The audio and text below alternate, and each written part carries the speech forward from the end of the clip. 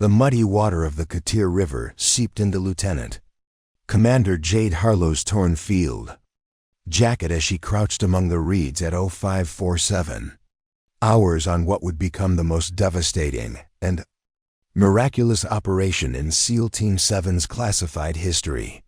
Before we jump back in, tell us where you're tuning in from, and if this story touches you, make sure you're subscribed, because tomorrow, I've saved something extra special for you.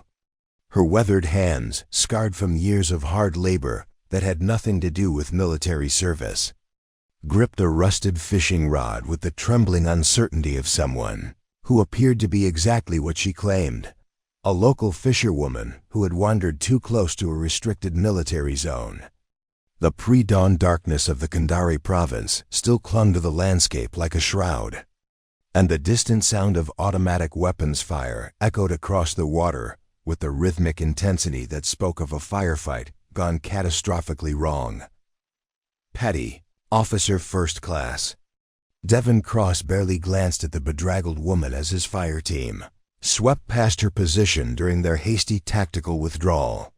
His night vision goggles painted the world in shades of green, and the elderly local woman crouching in the reeds registered as nothing more than another civilian complication in an operation that had already gone sideways in every possible way. The mission brief had been clear. Extract high-value target, Serpent, from a compound in the Zahari District, before enemy forces could relocate him to a more secure facility. That what the brief hadn't mentioned was that the compound would be defended by over 40 battle-hardened fighters with heavy weapons, that the intelligence about building layout would be catastrophically wrong, or that SEAL Team 7 would find themselves pinned down in a deadly crossfire, with their extraction helicopters forced to abort due to technical malfunctions that seemed far too convenient to be coincidental. All Reaper elements. This is Reaper 6. The voice of Commander Troy Ashford crackled through encrypted communications with the barely controlled urgency of someone whose carefully planned operation had disintegrated into chaos. We have sustained casualties and are unable to reach primary extraction point. Enemy forces have superior position and are utilizing crew-served weapons. Request immediate air support and alternate extraction coordinates. The response from Tactical Operations Center came with the bureaucratic delay that got people killed in combat zones. Reaper 6. Be advised that air support is unavailable due to political restrictions in your operational area. Nearest quick reaction force is 90 minutes out. You are cleared to utilize emergency protocols and withdraw to secondary extraction point Delta. Jade listened to the radio traffic with the focused attention of someone whose understanding of tactical communications far exceeded what any local civilian should possess. Her position in the reeds provided clear observation of the entire battlefield, and what she saw made her blood run cold with professional horror. SEAL Team 7 was trapped in a kill box that had been deliberately constructed by someone who understood their tactics, their capabilities, and their limitations. The enemy fighters weren't just defending a compound, they were executing a carefully planned ambush designed to inflict maximum casualties on America's most elite warriors. The compound itself sat on elevated ground overlooking the Khatir River, providing defenders with commanding fields of fire across the entire approach route. Heavy machine guns positioned at critical choke points created interlocking zones of death that channeled any attempted withdrawal directly into prepared killing zones. Worse, the fighters demonstrated fire discipline and tactical coordination that exceeded anything expected from typical insurgent forces. Someone with advanced military training had planned this ambush, and the SEALs were dying because of it. Jade's trained eye identified the source of the tactical disaster within seconds of observation. The intelligence that had positioned this as a routine extraction had been deliberately falsified. The likely defended compound was actually a fortified position with overlapping fields of fire, prepared fighting positions, and pre-registered mortar coordinates that turned any cover into a death trap. The technical malfunction that had grounded the extraction helicopters had occurred at precisely the moment that would leave the SEALs most vulnerable. Most damning, the enemy fighters were using American tactical radio frequencies, suggesting that someone had provided them with classified communications protocols. Lieutenant Commander Ryland Foster, SEAL Team 7's executive officer, led a desperate attempt to flank the machine gun position that was preventing their withdrawal to secondary extraction point. His fire team moved with the fluid precision that came from years of training and combat experience, but they were operating with intelligence that had been compromised from the start. Jade watched with growing alarm as Foster's team advanced directly into a secondary ambush position that would wipe them out within seconds. The fishing rod in Jade's hands trembled not from age or fear, but from the barely controlled rage of someone who recognized the exact same pattern of betrayal that had killed her daughter 3 years earlier. Captain Rachel Harlow had died during a routine operation in the Kandari Mountains, officially listed as killed in action during an enemy ambush that intelligence had failed to predict. The official investigation had concluded that her death resulted from the unpredictable nature of combat operations and the inherent risks of special operations warfare. Preparing and narrating. This story took us a lot of time, so if you are enjoying it, subscribe to our channel, it means a lot to us. Now back to the story. But Jade had spent 3 years methodically investigating the circumstances of her daughter's death, and what she had discovered pointed to systematic corruption within the Special Operations Intelligence apparatus. Someone was selling classified operational information to enemy forces, and American warriors were dying so that corrupt officers could profit from their betrayals. The same patterns she had identified in Rachel's death were repeating themselves here: falsified intelligence, suspiciously timed equipment failures, and enemy forces with impossible knowledge of American tactics and capabilities. The Khatir River moved slowly past Jade's position, its murky waters concealing depths that few people suspected existed. Local fishermen told stories about the river's treacherous currents and hidden channels, warning their children to respect waters that could swallow a person without trace.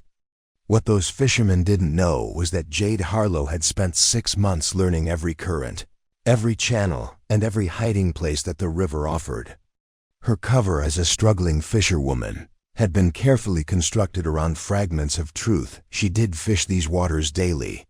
She was known to local villagers as a widow trying to earn subsistence living, and her presence near military operations was dismissed as the unfortunate result of poverty forcing people to work in dangerous areas. What Devon Cross and his teammates couldn't see was that the elderly fisherwoman's weathered hands bore calluses that had nothing to do with fishing rods. The scars on her fingers came from decades of weapons handling, and the way she moved, even while maintaining her cover, suggested someone whose muscle memory had been trained by the most demanding instructors in military special operations. The trembling that appeared to be fear or age was actually the barely controlled anticipation of someone preparing to do the work she had been born to accomplish. Staff Sergeant Kyle Reeves crouched behind inadequate cover as enemy fire turned his position into a maelstrom of flying concrete and metal fragments. His radio communications reflected the growing desperation of warriors who understood they were running out of options. Reaper 6, this is Reaper 3-2. We have 2 urgent casualties and our Winchester on 40mm ammunition. Enemy forces are maneuvering to cut off our withdrawal route. We need immediate support, or we're going to lose this entire element. The response from Commander Ashford carried the weight of impossible decisions made under extreme pressure. Reaper 3-2. Break contact and move to rally point. Bravo. Will provide covering fire and attempt to suppress the enemy machine gun position. Air support is still unavailable and QRF is 75 minutes out. 75 minutes might as well have been 75. Hours for men who were running out of ammunition while facing enemy forces that seemed to anticipate their every move. The mathematical reality of the situation was brutally simple. SEAL Team 7 would be overrun long before reinforcements could arrive, and the enemy fighters showed every intention of ensuring that no Americans survived to report what had really happened. Jade remained motionless among the reeds as the battle intensified around her, her appearance suggesting nothing more than a terrified civilian frozen by fear. But her eyes tracked every movement with the clinical assessment of someone whose understanding of battlefield dynamics far exceeded anything her disguise suggested. The moment of decision was approaching, the point where maintaining her cover would become impossible if she wanted to prevent the slaughter of America's finest warriors. The fishing rod slipped from her hands into the dark waters of the Khatir River, disappearing beneath the surface as if it had never existed. And in that moment, something fundamental shifted in Jade Harlow's bearing. The trembling stopped, the hunched posture straightened, and the frightened fisherwoman began to disappear, replaced by something that the SEALs of Team 7 couldn't yet see, but would soon recognize as salvation emerging from the most unlikely source imaginable: the safe house that Jade Harlow had maintained for the past 6 months sat in the cramped backstreets of Tavares village, 3 kilometers from the Khatir River. Its crumbling mud brick walls and corrugated metal roof made it indistinguishable from dozens of other poverty-stricken dwellings that housed the displaced families and subsistence workers who formed the anonymous backdrop of the Kandari Province's endless conflict. Commander Troy Ashford would have been shocked to learn that the elderly fisherwoman his security teams had processed dozens of times during routine patrols had been living within walking distance of forward operating base Nightfall, systematically documenting every patrol route, every security protocol, and every operational pattern that SEAL Team 7 followed. Jade's infiltration had begun 4 months earlier when she arrived in Tavares village, with the backstory of a widow whose family had been killed during fighting in the Northern Territories. The cover identity was perfect because it was essentially true. Rachel's death had destroyed Jade's family just as thoroughly as any enemy attack. Local villagers accepted her presence with the weary compassion that community showed to the endless stream of displaced people that war created. She claimed to be 63 years old, though her actual age of 52 had been weathered by grief and the deliberate physical deterioration necessary to maintain her cover. The village elder, a man named Hafiz Qureshi, had given Jade permission to fish the Khatir River in exchange for a small portion of her catch. The arrangement provided perfect justification for her daily presence near military operations, and her gifts of fresh fish to local families cemented her reputation as a harmless widow, trying to survive in impossible circumstances. What Hafiz didn't know was that Jade's fishing expeditions were actually reconnaissance missions that mapped every meter of terrain surrounding the American base. Petty Officer, 2nd Class Nina Cortez had been the first SEAL team member that Jade encountered during her infiltration. The young intelligence specialist had been conducting dismounted patrols through Tavares village as part of the unit's community engagement program, and her interactions with local civilians included brief conversations with the elderly fisherwoman who seemed perpetually confused by military procedures. "Ma'am, you need to stay at least 200 meters away from the perimeter fence," Cortez had explained during their first encounter, using the basic Pashto phrases that American forces learned for dealing with local populations. Her tone carried the patient exasperation of someone who had delivered similar warnings dozens of times to civilians who either didn't understand or didn't care about security restrictions. Jade had responded with appropriate confusion and gratitude, bowing repeatedly while backing away from the restricted area. Her performance was flawless because she understood exactly how American forces perceived local civilians as well-meaning obstacles who complicated security operations. What Cortez couldn't see was that the confused fisherwoman had been using the encounter to photograph patrol patterns and security camera positions with equipment concealed in her weathered clothing. The real target of Jade's investigation wasn't SEAL Team 7, it was the systematic corruption that was getting American warriors killed. Her daughter Rachel had died during Operation Crimson Harvest, a mission that official records described as a successful enemy interdiction despite the loss of 3 Navy SEALs. The after-action reports concluded that enemy forces had simply gotten lucky, achieving surprise through unpredictable tactical decisions that American intelligence hadn't anticipated. But Jade had spent her entire career in military intelligence before transitioning to classified operations that officially didn't exist. She knew how to read after-action reports for what they concealed rather than what they revealed, and Rachel's death showed patterns that screamed of compromised operations.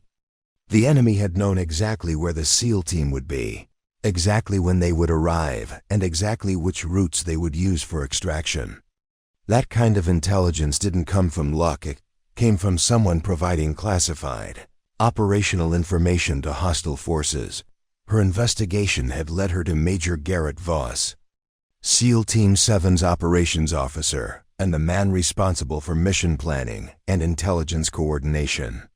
On paper, Voss was a decorated officer with an impeccable service record spanning 15 years of special operations assignments. His efficiency reports praised his tactical acumen and his ability to coordinate complex operations under extreme pressure. But Jade's analysis of operational outcomes told a different story. Under Voss's leadership, SEAL Team 7 had experienced an unusually high rate of unforeseen complications operations, where intelligence proved inaccurate, where enemy forces demonstrated impossible awareness of American tactics, and where equipment failures occurred at statistically improbable moments. The casualties weren't dramatic enough to trigger formal investigations, but they represented a steady hemorrhaging of American lives that enriched someone willing to sell operational information. Jade had watched Voss from her position as the invisible fisherwoman, documenting his movements and interactions with the detached professionalism of someone conducting a manhunt. His twice-weekly trips to Faridabad City, officially described as coordination meetings with local government officials, always coincided with encrypted communications burst from known enemy networks. His personal financial records, which Jade had accessed through methods that would never be admissible in any legal proceeding, showed unexplained deposits totaling over $800,000 across 3 offshore accounts. Most damning, Voss had been the operations officer during Operation Crimson Harvest, the mission that killed Rachel Harlow. Chief Petty Officer Lucas Brennan ran the Forward Operating Base's intelligence section, and his interactions with Voss provided Jade with additional evidence of the corruption she was tracking. Brennan was a 20-year veteran whose experience in intelligence analysis should have made him the perfect check against operational security failures. Instead, his close working relationship with Voss suggested either complicity or willful blindness to patterns that should have triggered immediate investigation. The Zahari District operation is green-lighted for tomorrow night. Jade had overheard during one of her carefully orchestrated fishing expeditions near the base perimeter. Her position in the reeds placed her within range of communications equipment that she had concealed among the fishing gear, allowing her to monitor unencrypted radio traffic and even some poorly secured tactical frequencies. Voss's voice carried through the monitoring equipment with the confident authority of someone accustomed to having his plans accepted without question. Intelligence confirms that high-value target Serpent will be at the compound with minimal security. This is a straightforward extraction in and out within 30 minutes before enemy forces can respond. Commander Ashford's team will handle the operation while we maintain tactical overwatch. But Jade's own reconnaissance of the Zahari District compound painted a completely different picture. Her nighttime observations conducted while supposedly checking fishing nets had documented heavy weapons positions, reinforced fighting positions, and defensive preparations that far exceeded anything in the official intelligence estimates. The compound wasn't lightly defended. It was a fortress designed to withstand assault by forces far more capable than a single SEAL team. Someone had deliberately falsified the intelligence. And Voss's fingerprints were all over the operational planning documents. The pattern was identical to Operation Crimson Harvest. False intelligence about enemy strength and disposition, equipment failures at critical moments, and American warriors walking into ambushes that had been planned with intimate knowledge of their tactics. Rachel had died because someone had sold her team's operational plans to the enemy. And now SEAL Team 7 was being set up for the same fate. Jade's investigation had also uncovered the mechanism that Voss used to communicate with his contacts. The Faridabad City coordination meetings were covers for meetings with a local businessman named Rahim Qasim, who had connections to multiple insurgent networks throughout the Kandari Province. Qasim operated a import-export business that provided perfect cover for moving money and information across borders that official channels couldn't cross. The financial transactions were elegant in their simplicity. Voss would provide operational information through encrypted communications that were routed through commercial networks impossible to trace. Qasim would arrange for enemy forces to exploit that information, then funnel payment through business transactions that appeared completely legitimate.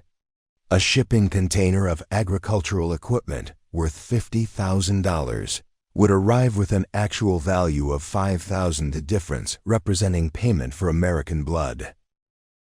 Sergeant First Class Austin Drake had nearly discovered the corruption 2 months earlier when he questioned inconsistencies in intelligence reports about enemy force dispositions.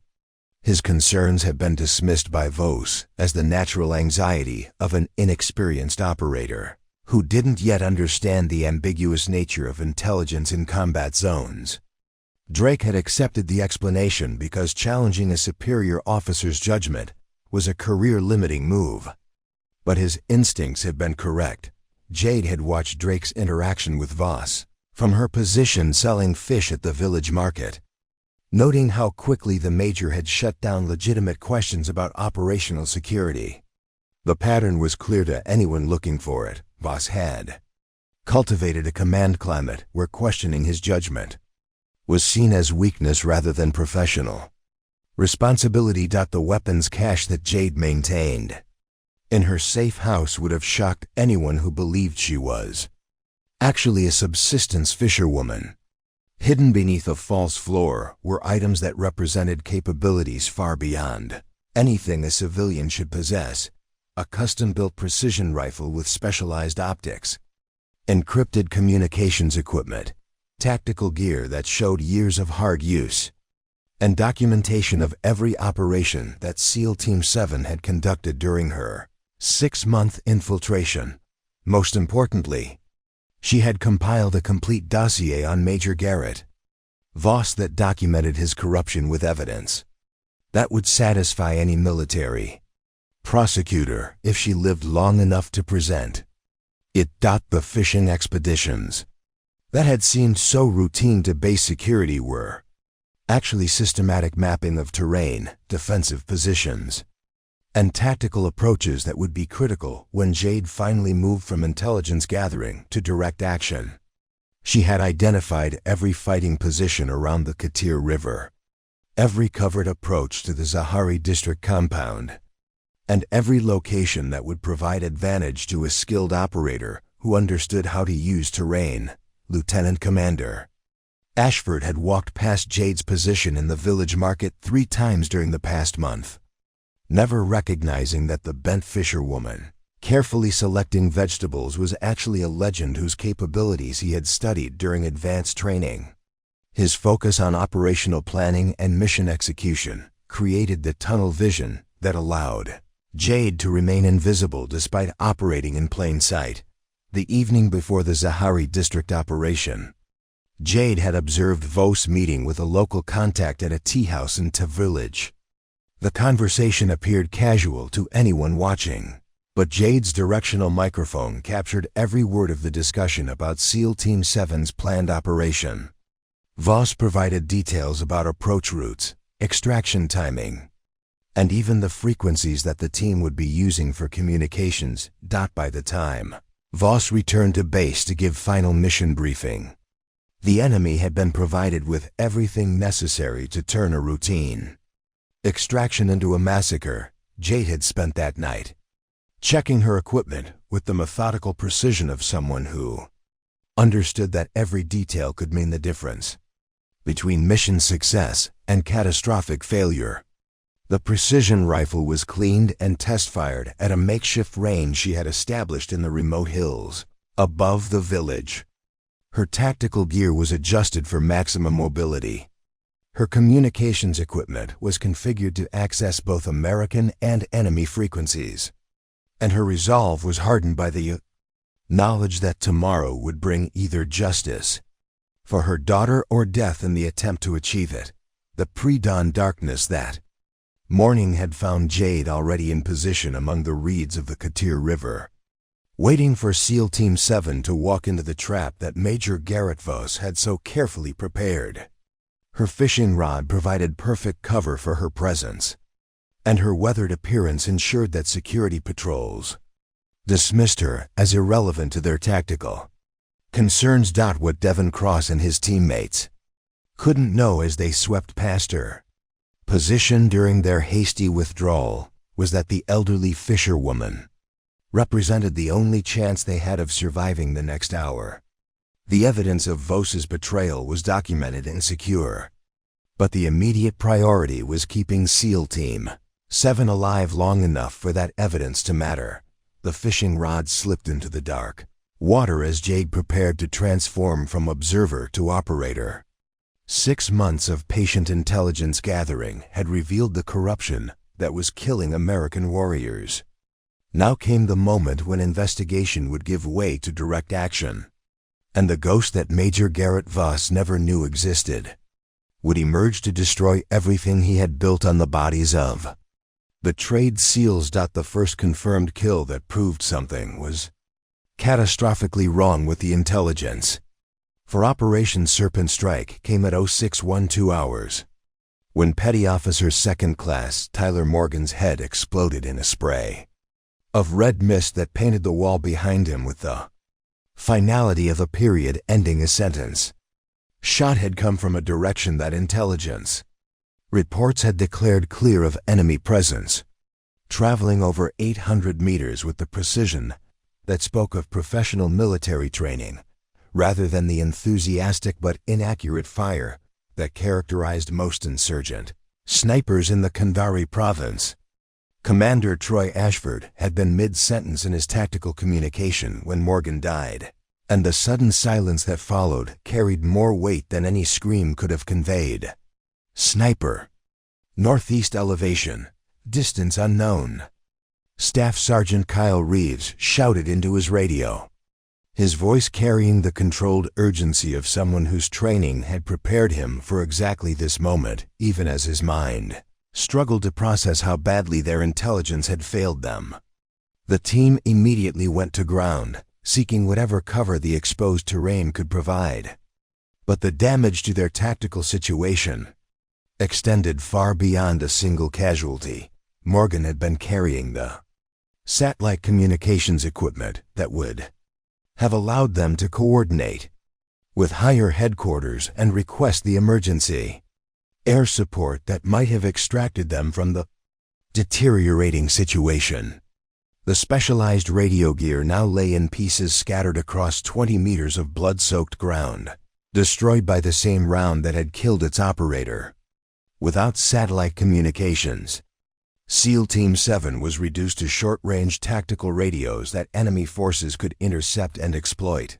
Lieutenant Commander Rylan Foster pressed himself against the crumbling wall of what had once been a storage building, his mind racing through tactical options that grew bleaker with each passing second.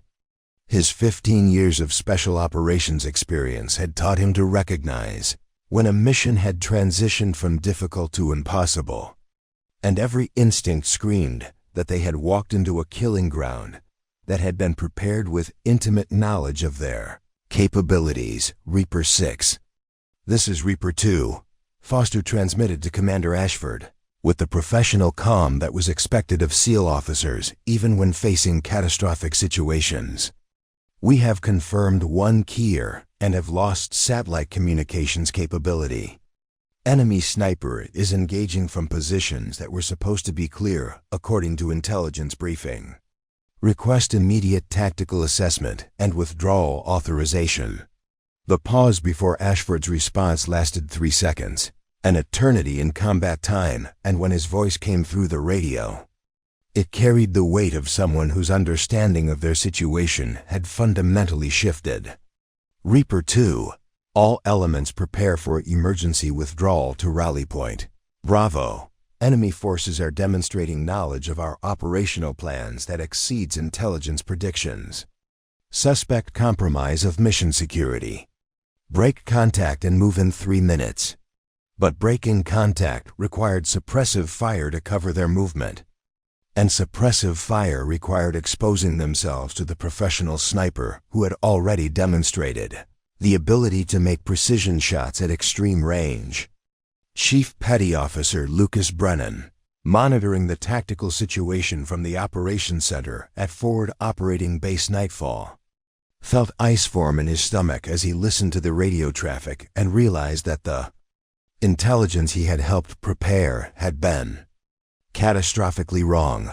The defensive positions that were supposed to house 15 to 20 lightly armed fighters actually contained over 40 combatants with crew-served weapons, pre-positioned ammunition, and tactical coordination that suggested advanced military training.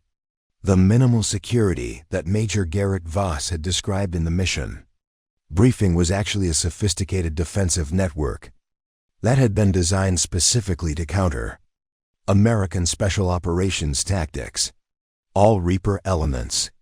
This is Nightfall Talk," Brennan transmitted, using the call sign for the Tactical Operations Center. His hands shook slightly as he keyed the microphone, understanding that his words might be the last communication these men received. "Be advised that intelligence assessment was fundamentally flawed. Enemy strength is at least triple reported numbers, and they are demonstrating knowledge of your tactical procedures. Higher headquarters is being notified of potential operational security compromise." The second sniper shot came 30 seconds later, and this time Petty Officer First Class Devon cross-watched the round impact with the detached clarity that extreme stress sometimes created. Sergeant Austin Drake had been moving between covered positions when the bullet struck the wall 6 inches from his head, spraying him with concrete fragments that opened cuts across his face and neck. The shot placement wasn't a miss, it was a deliberate near miss, designed to pin them in place and prevent the tactical movement necessary for withdrawal. "They're toying with us," Drake transmitted, wiping blood from his eyes as he pressed himself against inadequate cover. "That sniper could have taken my head off but chose not to. They want us pinned here while they maneuver to surround our position." The tactical assessment was accurate and terrifying. Professional military snipers, the kind trained by advanced nations rather than learned, through combat experience, used precision fire not just to kill but to control enemy movement and create tactical opportunities for supporting forces. The sniper engaging SEAL Team 7 was demonstrating textbook techniques for fixing an enemy force in place while friendly elements maneuvered to establish a decisive advantage. Commander Ashford monitored the tactical situation from his position with the main body of SEAL Team 7. watching as the operation he had planned so carefully disintegrated into the kind of disaster that ended careers and cost lives. His training had prepared him to adapt to changing circumstances, to maintain tactical flexibility in the face of unexpected enemy capabilities. But nothing had prepared him for the possibility that someone on his own side had deliberately set his team up for destruction. The evidence was overwhelming once he allowed himself to see it. The intelligence about enemy strength had been wrong by a factor of 3. The defensive positions had been prepared specifically to counter their approach routes. The equipment failures that had grounded their extraction helicopters had occurred at precisely the moment that maximized their vulnerability.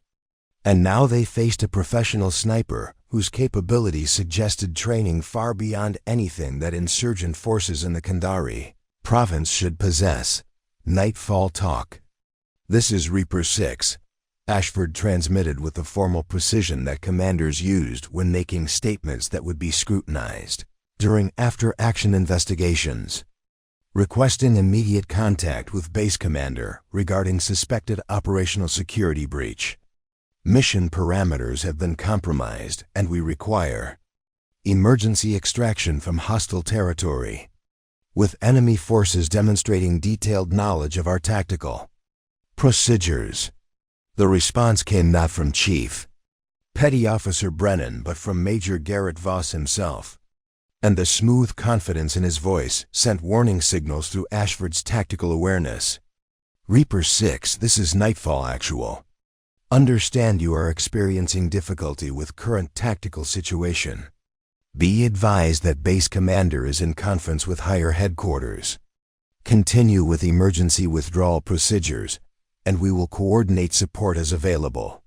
Something in Voss's tone was wrong, a subtle satisfaction that didn't match the gravity of the situation. Ashford had worked with the Major for 6 months, had trusted his intelligence assessments and operational planning. But hearing his voice now while SEAL Team 7 fought for survival created connections that Ashford's mind had been refusing to make. Every operation that had gone wrong during Voss's tenure showed the same patterns.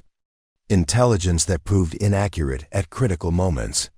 Enemy forces with impossible knowledge of American tactics.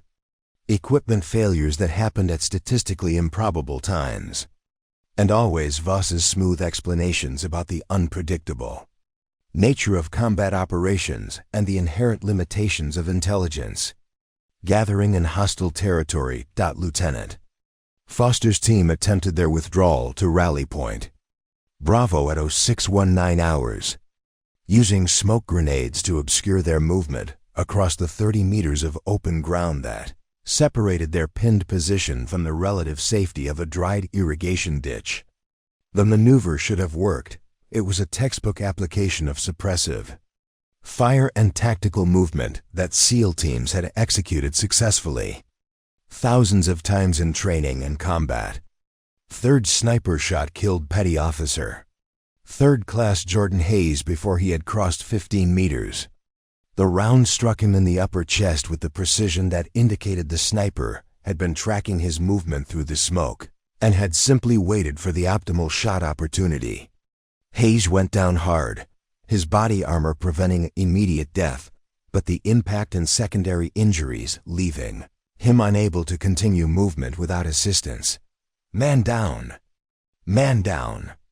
Devon Cross screamed into his radio as he broke cover to reach Hayes's position, his training overriding the survival instinct that screamed at him to remain protected. He reached Hayes within seconds, but the tactical situation had deteriorated beyond recovery. The smoke that should have concealed their movement was dissipating in the morning breeze, and enemy machine gun fire began raking across their position with the sustained intensity that indicated unlimited ammunition and tactical patience. Staff Sergeant Reeves provided covering fire with his M4 carbine, emptying magazines in controlled bursts that suppressed enemy positions, but did nothing to address the sniper who continued to dominate the battlefield from an unknown position. His ammunition supply was dwindling. toward the critical point where he would have to choose between maintaining suppressive fire and retaining enough rounds for personal defense during the withdrawal. That was looking increasingly impossible. Reaper 6. This is Reaper 3-2. Reeves transmitted between bursts of fire. We have second urgent casualty and are unable to complete withdrawal to Rally Point Bravo. Enemy sniper is interdicting all movement, and we are taking sustained machine gun fire from multiple positions. We need immediate support, or we're not getting out of here. The reality of their situation was settling over SEAL Team 7 with the weight of a death sentence. They were pinned in place by professional enemy forces who demonstrated tactical capabilities that exceeded anything they should have faced. Their satellite communications were destroyed. Their extraction helicopters were grounded by technical malfunctions that now seemed far too convenient to be coincidental. And they were running out of ammunition while facing enemies who seemed to have unlimited supplies. Chief Petty Officer Nina Cortez, monitoring the tactical situation from the intelligence section at Forward Operating Base Nightfall, pulled up the operational planning documents that Major Voss had prepared for Operation Serpent Strike. Her intelligence training had taught her to look for patterns and anomalies in data, and what she saw in the mission planning made her stomach clench with professional horror. The approach routes that Voss had selected for SEAL Team 7 led directly into prepared ambush positions. The extraction timing had been calculated to maximize the team's exposure to enemy fire. The intelligence assessment about enemy strength had been based on sources that Cortez now recognized as suspiciously convenient. And the equipment failures affecting their helicopters had been reported by maintenance personnel whose names appeared in connection with other operations that had experienced similar problems. Chief Brennan, you need to see this immediately, Cortez said, her voice tight with the controlled alarm of someone whose professional analysis had uncovered something that transcended normal intelligence concerns. She pulled up comparison data showing every operation that had experienced unexpected complications during Voss's tenure as operations officer. And the pattern was undeniable to anyone willing to see it. Brennan studied the data with growing fury as 20 years of intelligence experience allowed him to see what should have been obvious months earlier. Major Garrett Voss had been systematically compromising SEAL Team 7's operations, providing detailed tactical information to enemy forces in exchange for payments that were carefully laundered through business transactions that appeared completely legitimate. Where is Major Voss right now? Brennan asked, his voice carrying the dangerous calm of someone whose professional world had just been turned upside down. Cortez checked the base tracking system that monitored personnel locations through their identification badges. Sir, Major Voss left the base 30 minutes ago. His departure log says he's conducting coordination meetings in Faridabad City and won't return until 1400 hours. The timing was perfect and damning. Voss had set SEAL Team 7 up for destruction, then departed the base to establish alibis while American warriors died because of his betrayal. Brennan reached for the direct communication line to Base Commander Colonel Patricia Blackthorne, understanding that what he was about to report would trigger investigations that would shake the Special Operations community to its foundation. But before he could make the call, another transmission came through from Commander Ashford that changed everything about the tactical situation in ways that no one at Forward Operating Base Nightfall could have predicted. All Reaper elements in Nightfall talk. This is Reaper 6. Ashford's voice carried confusion that transcended the immediate tactical crisis.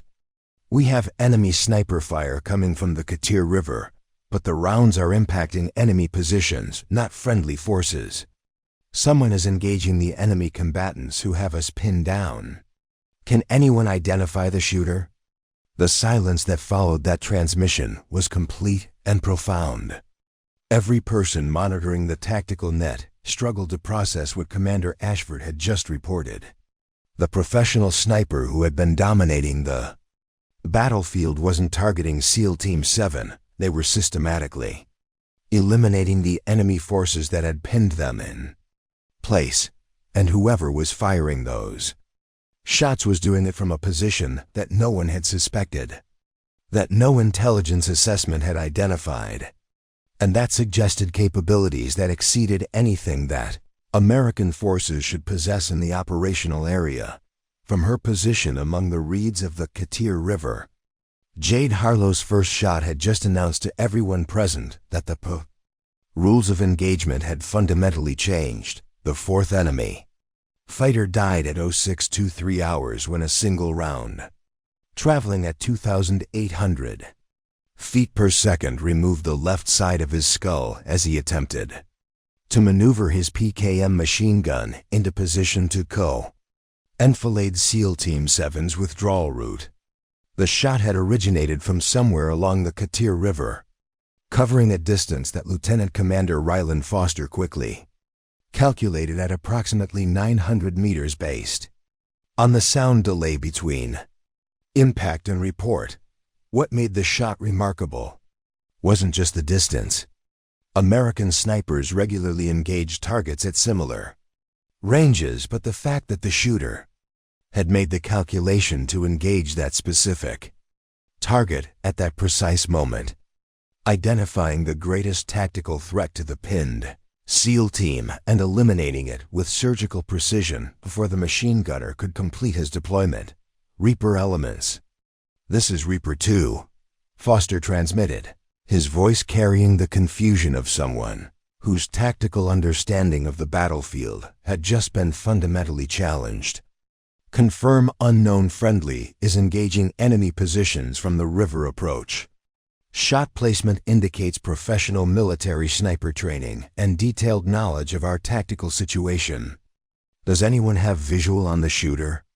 Staff Sergeant Kyle Reeves pressed his eye against his rifle optic, scanning the Khatir River's reed-choked banks for any indication of the sniper's position.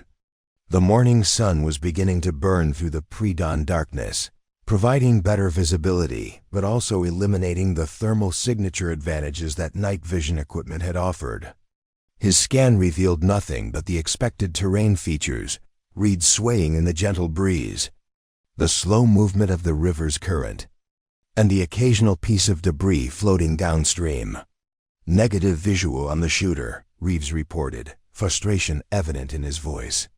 "Whoever's firing is either extremely well concealed or using the position that provides cover from our observation angle. But I can confirm the shot origin is definitely from the river, approximately 900 meters northeast of our position." The fifth shot came 12 seconds later, and this time Devon watched the impact through his rifle scope with the professional appreciation of someone who understood exactly how difficult the shot had been. An enemy fighter had been moving between covered positions using a technique that minimized exposure time, a fast, low sprint that lasted less than 2 seconds. The unknown sniper had tracked the movement, calculated the lead necessary to intercept a target moving at approximately 15 feet per second, and placed a round that struck the fighter center mass despite the compressed time window. "Jesus Christ," Cross whispered to himself, his mind cataloging the capabilities that the shot demonstrated. "Whoever that is, they're not just good, they're operating at a level I've only seen in maybe 5 or 6 shooters in my entire career." The tactical situation for SEAL Team 7 was transforming with each successive shot from the unknown sniper. The machine gun position that had been preventing their withdrawal to Rally Point Bravo was now unmanned, its operator killed by a shot that had somehow threaded through an aperture in the defensive position that measured less than 18 inches. The mortar team that had been preparing to rain indirect fire on their positions was now scattered and seeking cover, their forward observer killed before he could call in targeting coordinates. Most critically, the enemy fighters who had been demonstrating professional tactical discipline and coordinated maneuver were now breaking down into individual survival behavior as they realized that someone with capabilities exceeding their own was systematically destroying their carefully prepared ambush. Commander Troy Ashford monitored the transformation of the tactical situation with the mixture of relief and professional curiosity that came from watching an impossible situation suddenly become survivable through intervention that he didn't understand. His training had taught him to exploit tactical opportunities, regardless of their origin. But his command responsibility required understanding who was providing support and what their intentions might be beyond the immediate engagement. Nightfall talk. This is Reaper 6. Ashford transmitted to the Operations Center at Forward Operating Base Nightfall. Unknown element is providing precision sniper fire in support of our withdrawal. Request immediate identification of friendly forces operating in our tactical area. Also request any intelligence about potential special operations elements that might be conducting independent operations in the Khatir River Valley. Chief Petty Officer Lucas Brennan reviewed every operational database available to the intelligence section, his fingers moving across computer keyboards with the frantic urgency of someone searching for answers that might explain the impossible. His search revealed nothing. No American Special Operations units were operating in the area. No Allied forces had been cleared for operations in the Kandari Province. No intelligence assets had reported capabilities that matched what Commander Ashford was describing. Reaper 6, Nightfall talk, Brennan responded, his voice carrying the professional concern of an intelligence specialist who had just encountered a data point that didn't fit any existing analytical framework. Negative on any friendly sniper elements in your operational area. No American, coalition, or contracted forces have been cleared for operations within 15 kilometers of your position. Recommend extreme caution in identifying unknown shooter as friendly despite current tactical support. The warning was professionally appropriate, but tactically irrelevant. Whoever was firing from the Khatir River was systematically eliminating every enemy position that threatened SEAL Team 7. And their shot selection demonstrated not just technical skill but tactical understanding that suggested detailed knowledge of special operations procedures.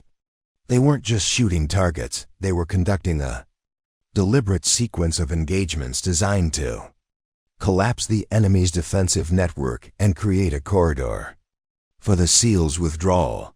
The sixth shot eliminated an enemy spotter who had been trying to direct reinforcements to plug the gaps in their defensive line. The seventh shot destroyed the radio equipment that the enemy commander was using to coordinate his forces, the round impacting with such precision that it shattered the radio without killing the man holding it, a deliberate choice that sent a message more powerful than any death could have conveyed. Lieutenant Foster recognized the pattern immediately. The unknown sniper wasn't just providing fire support, they were conducting a surgical dismantling of the enemy's command and control structure while simultaneously creating psychological pressure that would force the remaining fighters to either flee or surrender. It was a technique that existed in advanced sniper doctrine, but required capabilities that exceeded anything he had seen outside of the most classified special operations units. Reaper elements. Prepare for tactical withdrawal to Rally Point Bravo, Foster transmitted, seizing the opportunity that the unknown sniper had created. Move in teams using standard bounding overwatch. Unknown friendly is suppressing enemy positions, but we don't know how long that support will continue. Move now while we have the advantage. Petty Officer 3rd Class Jordan Hayes, wounded but mobile with assistance from Devon Cross, began the painful movement toward the dried irrigation ditch that would provide covered approach to the rally point. The 30 meters of open ground that had seemed impossible to cross 5 minutes earlier was now merely dangerous. The critical difference between certain death and calculated risk that special operations warriors were trained to manage. Staff, Sergeant Reeves provided overwatch as the first team moved, his rifle scanning for threats while his mind processed the tactical miracle that was unfolding around them. The enemy forces that had demonstrated such professional coordination 15 minutes earlier were now in complete disarray, their carefully prepared ambush collapsing under precision fire from a single shooter whose position remained invisible despite the increasing daylight.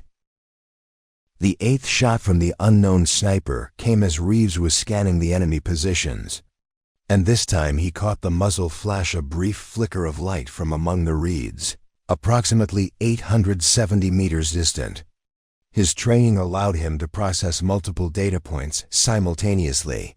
The flash signature suggested a suppressed weapon. The position indicated someone lying prone in shallow water, and the angle of fire demonstrated that the shooter had been there for an extended period, possibly since before the operation had even commenced. Reaper 2. This is Reaper 3-2, Reeves transmitted with the excitement of someone who had just solved a tactical puzzle. I have approximate location on unknown sniper. They're positioned in the reeds on the east bank of the Khatir River, using what appears to be a hide site that was prepared in advance. Whoever this is, they've been planning this intervention for longer than our current operation. The implications of that observation rippled through the tactical net with implications that transcended the immediate firefight.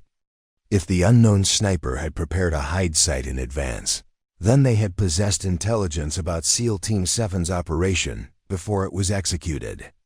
That suggested either a catastrophic breach of operational security or the presence of an independent intelligence capability that was monitoring American Special Operations activities in the Kandari Province. Commander Ashford processed those implications while simultaneously coordinating the tactical withdrawal. That was finally becoming possible. His mind divided attention between immediate survival requirements and the larger questions about who was providing support and what their ultimate intentions might be. The professional part of his consciousness that had been trained in counterintelligence procedures screamed warnings about unknown actors with detailed knowledge of classified operations. But the warrior part that focused on bringing his team home alive embraced any assistance that kept his people breathing. All Reaper elements. Continue withdrawal to Rally Point Bravo, Ashford directed, his voice carrying the authoritative calm that subordinates needed to hear from their commanders during crisis situations. Maintain tactical discipline and assume unknown sniper support may be withdrawn at any moment. We move as if we're doing this without assistance, but we exploit the advantage while it's available. The 9th and 10th shots came in rapid succession, a technique called a double tap that professional snipers used to eliminate multiple targets when speed mattered more than concealment. 2 enemy fighters who had been attempting to reposition a heavy machine gun died within 3 seconds of each other, their bodies dropping with the finality that precision fire delivered. The shots demonstrated not just technical skill, but physical conditioning that allowed the shooter to manage recoil, reacquire targets, and place follow-up shots with minimal delay between engagements.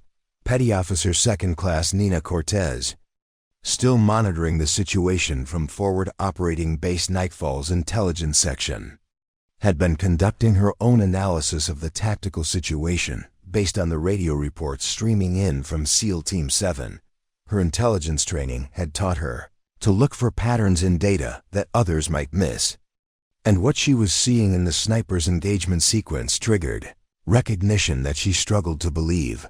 The shot selection, the timing of engagements, the tactical priorities demonstrated in target selection all matched techniques that had been documented in classified after-action reports from operations conducted by a special access program that officially didn't exist.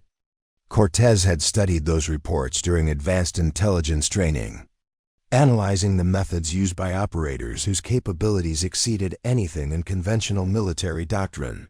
Chief Brennan, Cortez said quietly, her voice carrying the uncertainty of someone whose analysis had led them to conclusions that seemed impossible. The engagement pattern from this unknown sniper matches techniques documented in the Phantom Protocol archives. Those are methods that were only used by a handful of operators during classified programs in the early 2000s. Brennan turned from his monitoring station to stare at Cortez with an expression that combined skepticism with dawning recognition. The Phantom Protocol had been a classified program that recruited operators with exceptional capabilities for missions that required deniability and individual operational authority. The program had officially been terminated in 2008. Its participants dispersed throughout the special operations community or retired into civilian life with cover identities that concealed their true service records. The Phantom operators would all be in their 50s or 60s by now, Brennan said, his mind working through the timeline and personnel implications. And according to classification protocols, their identities are sealed at levels above our access. We would know if one of them was operating in our area, even if they were conducting authorized missions. The 11th shot from the Khatir River eliminated the enemy force's last remaining heavy weapons position, killing the machine gunner with a shot that entered through the weapon's shield aperture with the precision that suggested either exceptional skill or exceptional luck. With that engagement, the tactical situation completed its transformation from desperate survival to controlled withdrawal. SEAL Team 7's movement to Rally Point Bravo proceeded with the smooth efficiency that training and experience created, each element covering the next in the bounding Overwatch pattern that had been drilled into them through thousands of repetitions. The enemy forces that had seemed so professional and coordinated 15 minutes earlier were now broken and scattered, their ambush destroyed by intervention from a single shooter whose identity remained unknown. As Commander Ashford reached the relative safety of Rally Point Bravo and began coordinating for their extraction from the operational area, a new crisis emerged that would transform the situation from tactical emergency to command-level catastrophe. The secure communications link to forward operating base, Nightfall crackled to life with a transmission that carried implications far beyond the immediate firefight. Reaper 6. Nightfall talk. Be advised that Major Garrett Voss has been placed under arrest by base security forces on suspicion of compromising operational security and providing classified information to hostile forces. All operations planned or coordinated by Major Voss are considered potentially compromised. Emergency investigation protocols are now in effect. The transmission hit Ashford like a physical blow as connections formed in his mind with the clarity that came from having multiple data points suddenly align into coherent pattern.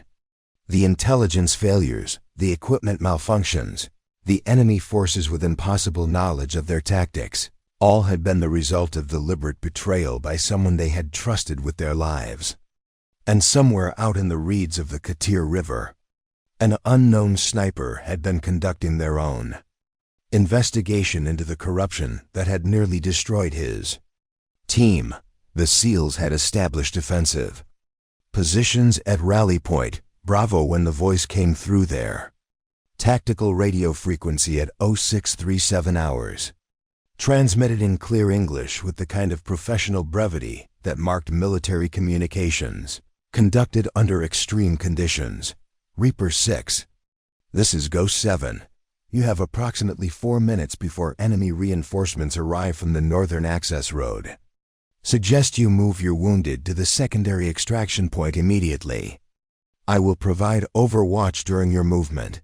The transmission created a moment of absolute silence across the tactical net as every member of SEAL Team 7 processed what they had just heard.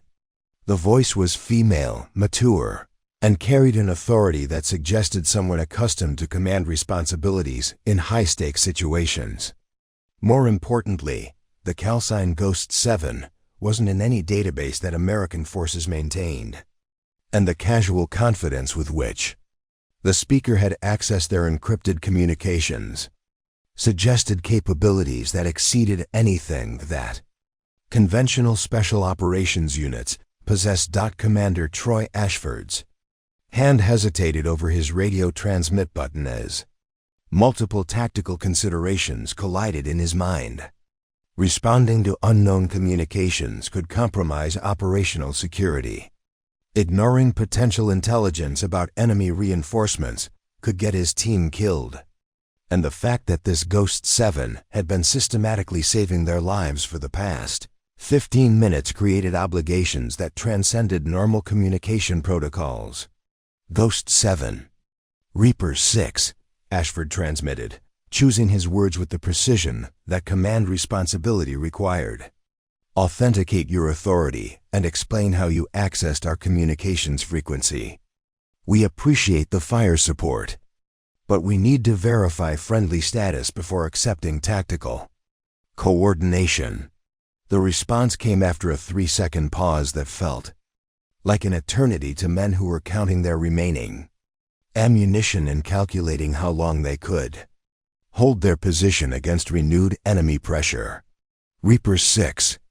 Authentication Sierra Tango 77 Phantom. Verification codes are classified above your clearance level. Contact Nightfall Toke for confirmation if you have time, but enemy reinforcements will be in weapons range in 3 minutes and 40 seconds. Your choice whether to trust me or face another firefight with wounded personnel and depleted ammunition. Lieutenant Commander Rylan Foster, monitoring the exchange while coordinating the team's defensive perimeter, felt recognition trigger in his memory at the authentication code. Phantom had been the designation for a classified program that predated his time in special operations, but he had encountered references to it during advanced intelligence training. The program had involved operators with exceptional capabilities conducting missions that required complete deniability, and their authentication protocols had been designed to supersede normal command structures in emergency situations. Reaper 6. This is Reaper 2. Foster transmitted on the internal team frequency. That authentication code is legitimate. I encountered it during intelligence training for special access programs. If Ghost 7 is using Phantom protocols, they have authority that exceeds ours in tactical situations. Recommend we accept the coordination offer. Staff Sergeant Kyle Reeves had been scanning the northern access road through his rifle optic when he spotted the dust cloud that confirmed what Ghost 7 had warned them about. A convoy of at least 4 vehicles was approaching at high speed, carrying reinforcements that would transform their tenuous tactical advantage back into a desperate survival situation. The timing of Ghost 7's warning had been precise to within seconds, suggesting intelligence capabilities that were monitoring enemy communications in real time. Reaper 6 confirmed enemy vehicles approaching from the north, Reeves reported, his voice tight with the controlled urgency of someone watching their tactical situation deteriorate. Estimate 12 to 16 additional fighters. We need to move now if we're going to avoid another engagement. Commander Ashford made the command decision that would define the remainder of the operation, choosing to trust the unknown operator, who had already demonstrated both capability and apparent friendly intent. Ghost 7, Reaper 6. We're moving to secondary extraction point. Request you maintain overwatch and provide intelligence updates on enemy movement. And when this is over, you and I are going to have a very detailed conversation about who you are and what you're doing in my operational area. The response carried what might have been amusement, though the tactical situation left little room for humor. Looking forward to it, Commander. Now move your people before those vehicles get close enough to deploy their weapons. I'll handle the reinforcements, but you need to be clear of the engagement area in the next 2 minutes. SEAL Team 7's movement to the secondary extraction point demonstrated the kind of tactical proficiency that years of training created, even under conditions of extreme stress and physical exhaustion. Petty Officer 3rd Class Jordan Hayes, wounded but mobile with assistance from Devon Cross, set the pace that the team could maintain while still retaining defensive capability. Staff Sergeant Austin Drake and Petty Officer First Class Tyler Morgan's body were carried by team members who refused to leave their fallen behind regardless of the tactical cost. The 12th shot from Ghost 7 came as the lead enemy vehicle rounded the bend in the northern access road, the round impacting the driver's side windshield with the precision that turned the vehicle into an unguided missile that careened off the road and into an irrigation ditch. The loss of the lead vehicle created a traffic jam that blocked the road and prevented the following vehicles from deploying their personnel, buying critical seconds for SEAL Team 7's withdrawal. Chief Petty Officer Lucas Brennan, monitoring the situation from Forward Operating Base Nightfall, had been conducting verification of the authentication code that Ghost 7 had transmitted. His fingers flew across keyboards as he accessed databases that required special authorization, moving through security layers that protected information classified at levels above his normal clearance. What he found made his blood run cold with implications that transcended the immediate tactical situation. Commander Ashford, Nightfall Talk. Brennan transmitted with the careful formality of someone delivering information that would have far-reaching consequences. Authentication code Sierra Tango 77 Phantom is confirmed valid. Ghost 7 is operating under Phantom Protocol Authority, which grants independent operational status for classified missions. You are directed to provide full cooperation and maintain operational security regarding their identity and capabilities. This directive comes from Pentagon Special Access Programs Office and supersedes normal chain of command. The confirmation created more questions than it answered, but it also provided Ashford with the authorization he needed to fully integrate Ghost 7 into their tactical operations. Whoever was providing overwatch from the Khatir River wasn't just a friendly operator. They were someone operating with authority that exceeded anything in conventional military structures. Ghost 7, Reaper 6, Ashford transmitted as his team continued their movement toward this secondary extraction point. Authentication confirmed. What do you need from us to maximize effectiveness of your overwatch? The response demonstrated the kind of tactical thinking that came from extensive combat experience and detailed understanding of special operations procedures. Reaper 6, maintain your current movement pattern and don't try to provide suppressive fire unless absolutely necessary. I need clean sightlines to engage enemy positions, and friendly fire will complicate my targeting. Get your people to the extraction point and let me handle the pursuit force. And Reaper 6, when you get back to base, tell them that someone needs to answer for why Major Voss was allowed to compromise operations for 3 years before anyone noticed the pattern. The statement confirmed what Ashford had already begun to suspect. Ghost 7 wasn't just providing tactical support. They had been conducting an investigation into the operational security failures that had plagued SEAL Team 7. The precision of their intervention, the timing of their presence at this specific operation, and their knowledge of communication frequencies all suggested someone who had been tracking Major Garrett Voss's corruption and had positioned themselves to prevent the massacre that Voss had orchestrated. The 13th and 14th shots came in rapid succession as the enemy reinforcements attempted to deploy from their vehicles despite the blocked road. Ghost 7 engaged with the methodical precision of someone working through a target list, eliminating the most dangerous fighters first and creating psychological pressure that disrupted the enemy's tactical coordination. 2 men carrying RPG launchers died before they could acquire targets, their weapons clattering to the ground as their bodies collapsed. Lieutenant Foster, bringing up the rear of SEAL Team 7's movement, watched the engagement through his rifle optic with professional appreciation for capabilities that exceeded anything in his experience. Ghost 7 was engaging multiple targets at ranges exceeding 800 meters, maintaining accuracy despite the physical stress of sustained fire, and demonstrating tactical judgment that suggested someone who understood special operations procedures at the highest levels. Reaper 2 to all elements, Foster transmitted as they approached the secondary extraction point. We're almost home. Stay focused and maintain tactical discipline. Ghost 7 is providing unbelievable overwatch, but we can't assume that support will continue indefinitely.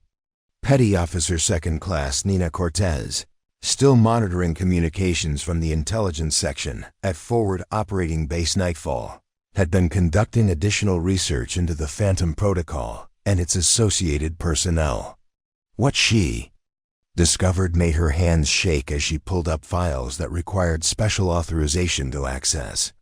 The Phantom Protocol had been designed for operators whose capabilities exceeded conventional special operations standards, and the program had recruited from the absolute elite of American military special operations. Only 17 operators had ever been granted Phantom Protocol status, and their service records were classified at levels that prevented even senior officers from accessing complete information about their capabilities and missions.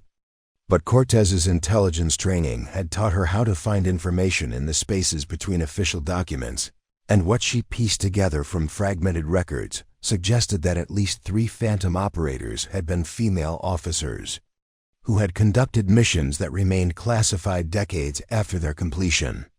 "Chief Brennan," Cortez said quietly, her voice carrying the weight of someone who had just uncovered information that would have significant implications. "I think I know who Ghost 7 is. Or at least, I have a theory based on operational patterns and the timeline of events."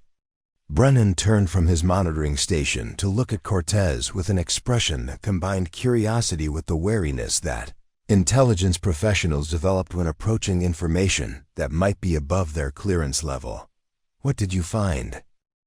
"Captain Rachel Harlow was killed 6 months ago during Operation Crimson Harvest," Cortez began, pulling up files that showed the operation's after-action reports. The official investigation concluded that her death resulted from unforeseeable enemy action. But if I compare the pattern of intelligence failures in that operation with the patterns we've identified in Major Vuss's other compromised missions, they match exactly. Someone with access to Phantom Protocol resources might have noticed those patterns and decided to investigate. The implications hung in the air between them as Brennan processed what Cortez was suggesting. If someone had been investigating Major Voss's corruption for months, positioning themselves to intervene when his betrayal created situations that threatened American lives, then Ghost 7's presence at this specific operation wasn't coincidental. It was the culmination of a personal mission that transcended normal operational procedures. The 15th shot from Ghost 7 eliminated the enemy commander who had been attempting to coordinate the pursuit force, the round striking him as he stood beside his vehicle issuing orders through a handheld radio. The death of their commander broke whatever cohesion the reinforcements had maintained, and the remaining fighters began seeking cover rather than continuing their pursuit of SEAL Team 7. Reaper 6. Ghost 7. The transmission came through with professional satisfaction that marked successful completion of mission objectives. Enemy pursuit force is neutralized. You're clear to proceed to extraction point without further interference. Your helicopter should be wheels up from nightfall in approximately 12 minutes, which means you have 28 minutes until extraction. Use that time to secure your perimeter and treat your wounded. Commander Ashford reached the secondary extraction point and immediately began coordinating defensive positions, while corpsmen treated Jordan Hayes and prepared Tyler Morgan's body for transport. The transformation of their tactical situation from desperate survival to controlled extraction felt surreal after the intensity of the past hour, and Ashford found himself struggling to process the intervention that had saved his team from destruction. Ghost 7. Reaper 6, Ashford transmitted, choosing his words carefully. My team owes you our lives. When we return to base, I want to meet you personally and ensure you receive appropriate recognition for what you've accomplished here today. Whatever investigation you've been conducting, you've prevented a massacre that would have devastated American Special Operations. The response came after a longer pause this time. And when Ghost 7 spoke again, her voice carried emotional weight that transcended tactical communications. Commander Ashford, recognition isn't necessary. Justice is. Major Voss has been compromising operations for 3 years, and American warriors have been dying because someone prioritized their bank account over the lives they were supposed to protect. Your daughter's death, Captain Rachel Harlow's death, and the deaths of 11 other Special Operations personnel can all be traced directly to Voss's betrayal. The statement hit Ashford like a physical blow as he realized what Ghost 7 had just revealed. She wasn't just investigating corruption in the abstract, she had lost someone to Voss's betrayal. And her intervention today had been driven by personal motivation that transformed tactical support into something approaching vengeance. Ghost 7, Ashford said quietly, his voice carrying the empathy of someone who understood loss and the drive for justice that it created. I'm sorry for your loss, but you need to know that your actions today have done more than save my team. You've exposed corruption that would have continued killing American warriors for years. When you're ready, come in and let us help you finish what you started. The response was immediate and carried finality that suggested decisions already made. Reaper 6, my mission isn't finished yet. I need to ensure that the evidence of Voss's corruption reaches the right people and that systemic changes prevent this from happening again. But first, I need to complete my extraction from this position before enemy forces recover enough to locate my hide site. Ghost 7 going dark. Stay safe, Commander. The tactical frequency went silent as Ghost 7 ceased transmissions, leaving SEAL Team 7 alone at their extraction point with questions that would take months to answer and gratitude that would last considerably longer.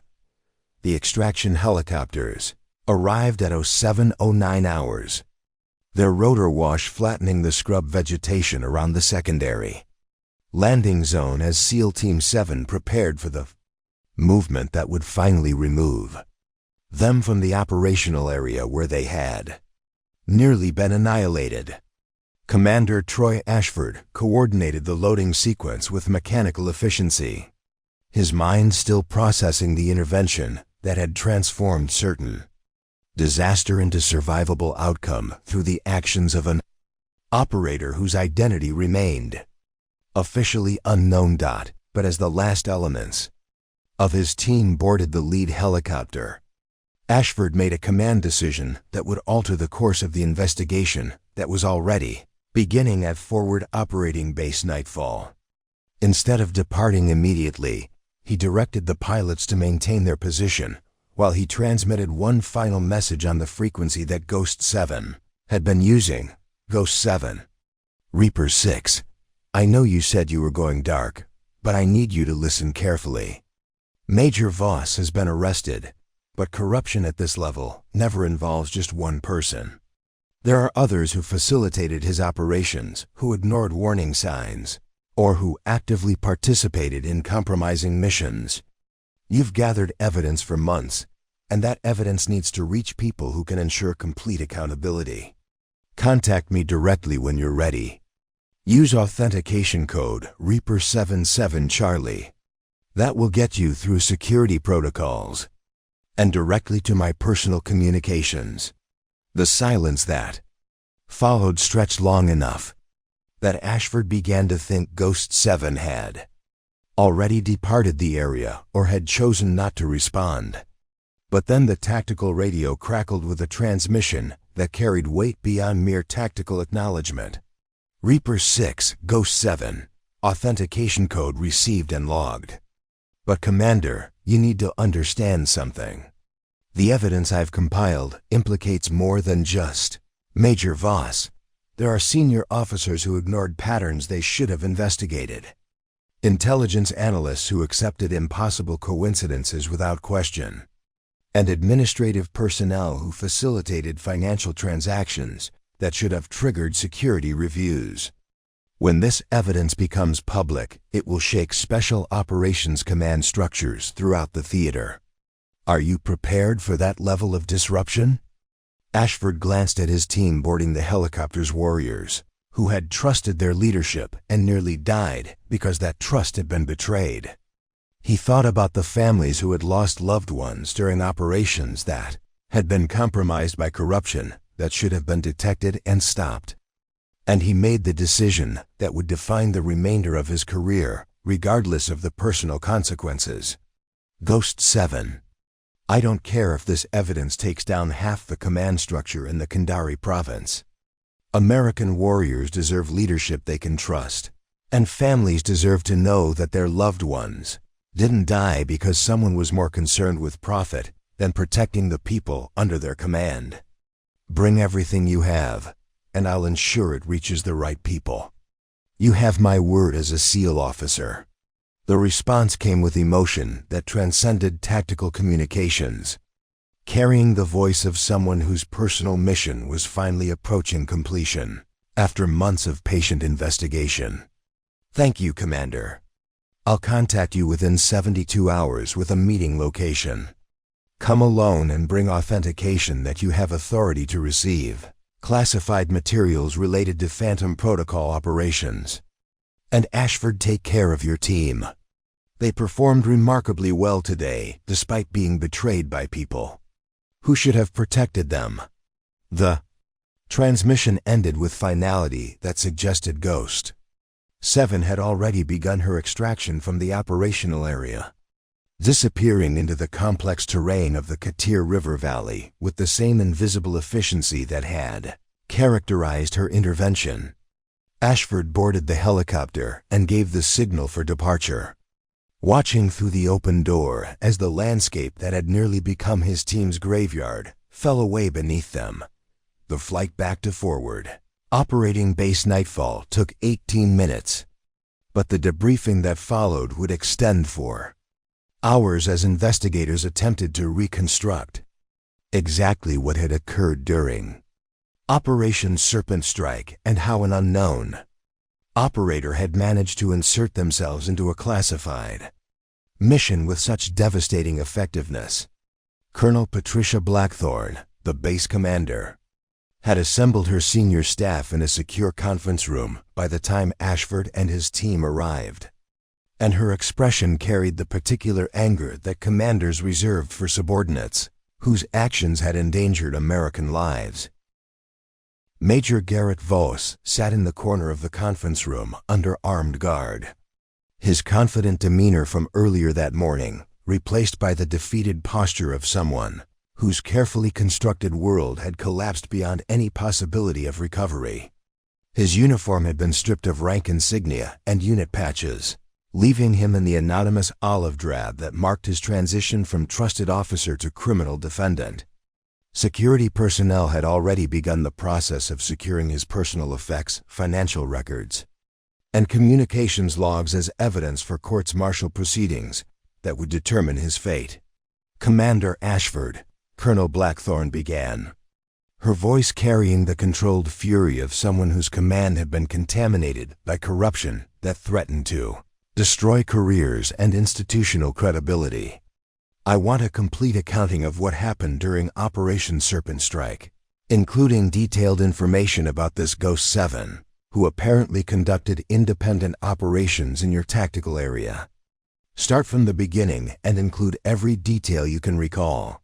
Ashford's debriefing took 90 minutes, interrupted frequently by questions from intelligence specialists, legal advisors, and counterintelligence personnel who were struggling to understand how an unknown operator had accessed classified communications frequencies, positioned themselves to intervene in a specific operation, and demonstrated capabilities that exceeded anything in conventional special operations training. His description of Ghost 7's authentication code triggered immediate consultations with Pentagon Special Access Programs Office, and the responses that came back confirmed what Chief Petty Officer Lucas Brennan had already Discovered. Ghost 7 is operating under Phantom Protocol Authority, a representative from the Pentagon explained through secure video conference. His face pixelated by encryption that protected his identity.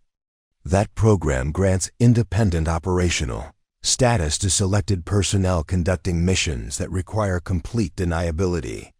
We cannot confirm or deny the identity of specific Phantom operators, but their authentication codes supersede normal command structures in tactical situations. Commander Ashford's cooperation with Ghost 7 was appropriate and authorized. The confirmation created bureaucratic shelter for Ashford's decisions during the operation, but it also raised questions that had significant implications for operational security throughout the theater. If Phantom Protocol operators were conducting independent investigations into Special Operations Command structures, then the level of distrust and institutional corruption had reached levels that threatened the fundamental integrity of American military operations in the region. Lieutenant Commander Rylan Foster provided his own perspective on Ghost 7's intervention, describing the precision of shot placement and tactical judgment that suggested someone with extensive combat experience and detailed understanding of special operations procedures. Whoever Ghost 7 is, they're operating at a level I've only encountered in maybe 3 or 4 shooters during my entire career. The shot selection wasn't just technically proficient, it demonstrated understanding of our tactical situation and prioritization of targets that required knowledge of how SEAL teams operate under pressure. Staff Sergeant Kyle Reeves contributed observations about Ghost 7's hide site, preparation and positioning, noting that the operator had clearly been in place for an extended period before Operation Serpent strike commenced. The concealment and field craft required to maintain that position without detection suggests someone who has spent years developing those capabilities. This wasn't an opportunistic intervention. It was the culmination of extensive planning and preparation. Petty Officer Second Class Nina Cortez presented her intelligence analysis connecting the patterns in Operation Serpent strike to previous missions that had experienced similar compromises. Her briefing included detailed timelines showing how Major Vos had systematically falsified intelligence assessments, coordinated equipment failures at critical moments, and provided classified operational information to enemy forces through intermediaries who appeared to be legitimate business contacts. Major Vos has been compromising operations for at least 3 years. Cortez explained, displaying financial records that showed unexplained deposits totaling over $1.2 million across multiple offshore accounts. The pattern suggests he was providing detailed tactical information, including approach routes, extraction timing, and communication frequencies to enemy forces, who paid premium prices for intelligence that could be used to kill American Special Operations personnel. The scope of Vos's betrayal became clearer as investigators compiled evidence that had been gathering in fragmented form across multiple databases and operational reports. 13 separate missions had experienced unforeseen complications during Vos's tenure as operations officer, complications that had resulted in 23 American casualties, including 11 killed in action. Every compromised operation showed the same patterns: intelligence assessments that proved catastrophically inaccurate, equipment failures at statistically impossible moments, and enemy forces with detailed knowledge of American tactics and capabilities. Most devastating was the evidence connecting Vos's corruption to Operation Crimson Harvest, the mission that had killed Captain Rachel Harlow 6 months earlier. The intelligence assessment for that operation had been personally prepared by Vos, and financial records showed a deposit of $75,000 into one of his offshore accounts 3 days after the mission resulted in 3 SEAL casualties. He had literally been paid for American blood, and the transaction records proved it with documentary evidence that would satisfy any military prosecutor. Where is the evidence that Ghost 7 has been compiling? Colonel Blackthorne asked, her voice tight with the controlled fury of someone whose command had been contaminated by betrayal. If this operator has been investigating Voss for months, they must have documentation that exceeds what we've been able to compile in the past few hours. Ashford shifted uncomfortably, aware that his next statement would create complications that extended beyond immediate operational concerns. Ghost 7 indicated they will contact me within 72 hours with a meeting location to transfer evidence. They insisted on appropriate security protocols and authentication, that I have authority to receive classified materials related to Phantom Protocol operations. The statement created immediate tension in the conference room as senior officers processed the implications of an unknown operator dictating terms for evidence transfer. Military protocols required clear chains of custody and documented procedures for handling classified materials. But Phantom Protocol operations existed outside conventional structures, specifically to enable deniability and operational flexibility that normal procedures would compromise. Commander Ashford, Colonel Blackthorne said carefully, choosing her words with the precision that politically sensitive situations required. When Ghost 7 contacts you, I want full documentation of the meeting and immediate transfer of any evidence to appropriate investigative authorities. We appreciate their intervention today, but we cannot allow independent operators to conduct unsupervised investigations into command personnel regardless of their authentication, codes, or operational authority. The directive was professionally appropriate but practically impossible to enforce. Phantom Protocol operators had been granted independent status precisely because their missions required freedom from conventional oversight, and attempting to impose normal command structures on their activities would likely result in Ghost 7 simply disappearing with evidence that was critical to ensuring complete accountability for the corruption that had cost American lives. Major Garrett Voss had remained silent throughout the debriefing, but as investigators began discussing the evidence that Ghost 7 had compiled, his composure finally cracked. "You're all being manipulated," he said, his voice carrying desperation that marked someone watching their final options disappear. "This Ghost 7 is conducting an illegal investigation without proper authority. Any evidence they've gathered would be inadmissible in courts-martial proceedings because it was obtained without authorization or oversight. You're destroying careers based on the word of an operator who won't even reveal their identity." The objection was legally sophisticated and tactically calculated, but it revealed Voss's fundamental misunderstanding of the situation he faced. Phantom Protocol authority superseded normal evidentiary requirements, specifically because operators conducting those missions required freedom to gather intelligence through methods that conventional procedures would prevent. And more critically, the evidence that Nina Cortez had already compiled from official databases provided independent confirmation of the patterns that Ghost 7 had been tracking. "Major Voss," Colonel Blackthorne said with the cold formality that marked the end of any pretense of professional courtesy, "you are relieved of all duties pending courts-martial on charges including treason, conspiracy to provide classified information to enemy forces, and murder of American military personnel. You will be transferred to the military detention facility at Bagram Air Base within the hour, where you will remain in custody until trial. Security personnel will escort you from this conference room immediately." The removal of Voss from the conference room marked a symbolic transition from operational crisis to legal proceedings that would take months to complete. But it also highlighted the larger questions about how systemic corruption had been allowed to flourish for years without detection. Multiple officers and senior enlisted personnel had been in positions to notice patterns that should have triggered investigation.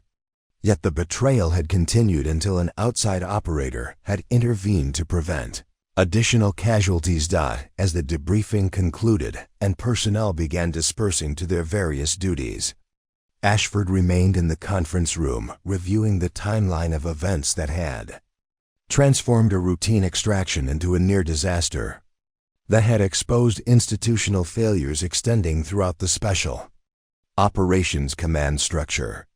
His secure phone remained on the table in front of him, waiting for the contact from Ghost 7 that would finally reveal the complete scope of the investigation and the identity of the operator who had saved his team while simultaneously pursuing justice for betrayals that had cost American lives. 72 hours suddenly seemed like an impossibly long time to wait for answers that would reshape his understanding of loyalty, duty, and the price that some warriors paid to ensure that others could serve without fear of betrayal from their own leadership. Secure phone on Commander Troy Ashford's desk activated at 347 hours on the third morning after Operation Serpent strike, displaying an encrypted message that contained only geographic coordinates and a single word, dawn.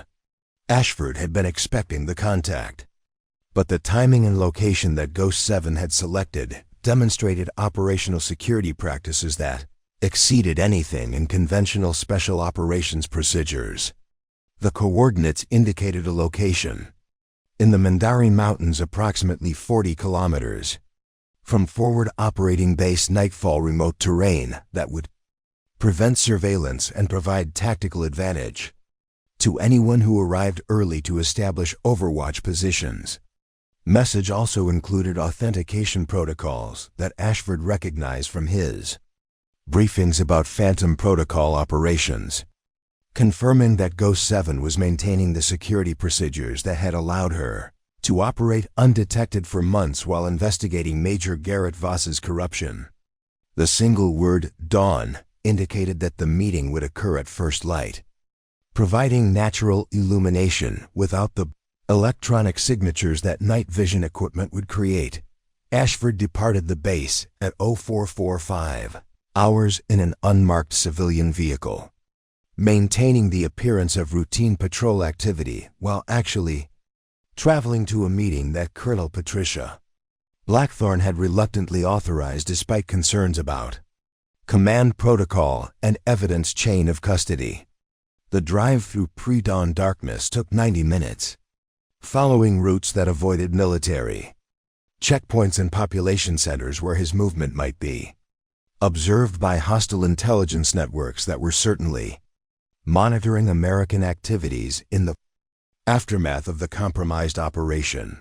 The final approach to the meeting location required abandoning the vehicle and hiking 3 kilometers through terrain that tested Ashford's fitness. Despite his years of special operations conditioning, Ghost 7 had selected a location that could only be reached through sustained physical effort, ensuring that anyone attempting surveillance would reveal their presence through the noise and movement that steep mountain trails required. The deliberate difficulty of access demonstrated planning that prioritized operational security over convenience. Another indication of someone whose training emphasized survival through careful preparation rather than technological advantage. Ashford reached the designated coordinates at 0614 hours, just as first light was beginning to illuminate the eastern horizon with the gray luminescence that preceded actual sunrise. The location was a natural overlook that provided commanding views of the surrounding terrain while offering covered positions that would allow Ghost 7 to observe his approach long before he arrived at the actual meeting site. A flat boulder near the edge of the overlook served as the obvious gathering point, positioned where morning light would illuminate anyone standing there while leaving surrounding positions in shadow. Commander Ashford, thank you for coming alone as requested. The voice came from a position approximately 15 meters to his left, emerging from shadows that had concealed the speaker despite Ashford's careful scan of the terrain during his approach. The placement demonstrated fieldcraft that exceeded anything he had encountered outside the most experienced special operations personnel, and the fact that Ghost 7 had allowed him to reach the Overlook without challenge suggested confidence in her ability to control the tactical situation regardless of his intentions. Jade Harlow stepped into the growing morning light with movements that showed the careful balance between revealing her position and maintaining tactical advantage. She had abandoned the elderly fisherwoman disguise that had concealed her identity for months, her posture now reflecting the professional bearing of someone whose military service had spanned decades of the most demanding assignments that special operations could offer. Her weathered features showed the accumulated stress of months spent conducting solitary investigation while maintaining cover identity among hostile populations, but her eyes carried the focused intensity of someone whose mission was approaching completion. "Ghost 7, I presume," Ashford said carefully, his voice carrying respect for capabilities that had saved his team, while simultaneously demonstrating the kind of individual operational authority that made conventional commanders deeply uncomfortable. "Or should I use your actual name now that we're meeting face to face?" Jade smiled with the tired satisfaction of someone whose long-maintained cover identity was finally being discarded after serving its purpose. Colonel Jade Harlow, retired Phantom Protocol Operator, Calcine Ghost 7, and mother of Captain Rachel Harlow, who was killed 6 months ago during an operation that Major Garrett Voss deliberately compromised for financial gain. The introduction carried weight that transcended simple biographical information, connecting personal tragedy to professional capability in ways that explained the months of investigation and the precision of intervention during Operation Serpent Strike. Ashford had suspected that Ghost 7's motivation involved personal loss, but hearing the confirmation made him understand the depth of commitment that had driven someone to spend months operating alone in hostile territory while pursuing justice for betrayals that official channels had failed to investigate. "Colonel Harlow, my team owes you our lives," Ashford said with the formal sincerity that significant debt required. "But I need to understand the complete scope of what you've uncovered. Major Voss has been arrested and will face courts-martial, but you indicated that the corruption extends beyond a single officer. Who else was involved in compromising operations that got American warriors killed?" Jade moved to the flat boulder and opened a weathered backpack that contained documentation representing months of investigation conducted through methods that would never be acknowledged in official proceedings. She withdrew a tablet computer protected by military-grade encryption and activated displays that showed financial transactions, communication intercepts, and operational analysis that connected multiple personnel to the systematic betrayal of special operations missions. Major Voss was the primary actor, but he couldn't have operated alone, Jade explained, her voice carrying the professional detachment of someone presenting intelligence analysis, despite the personal tragedy that had motivated the investigation. Lieutenant Colonel Martin Hendricks, the Deputy Commander for Operations at Regional Special Operations Command, ignored warning patterns and operational outcomes that should have triggered immediate investigation. His performance evaluations consistently praised Voss's efficiency despite casualty rates that exceeded statistical norms for comparable operations. The tablet displayed communication logs showing that Hendricks had received multiple reports from subordinate personnel expressing concerns about intelligence accuracy and operational security, yet had dismissed those concerns as normal anxiety from inexperienced operators who didn't understand the ambiguous nature of special operations in hostile territory. The pattern suggested either willful blindness to corruption or active participation in concealing evidence that would have exposed Voss's betrayal. Chief Warrant Officer Douglas Preston handled financial administration for special operations units throughout the theater. Jade continued, advancing to the next section of her compiled evidence. He processed reimbursement requests and expense reports that should have triggered security reviews, including multiple instances where Vos claimed coordination meetings with local officials that never actually occurred.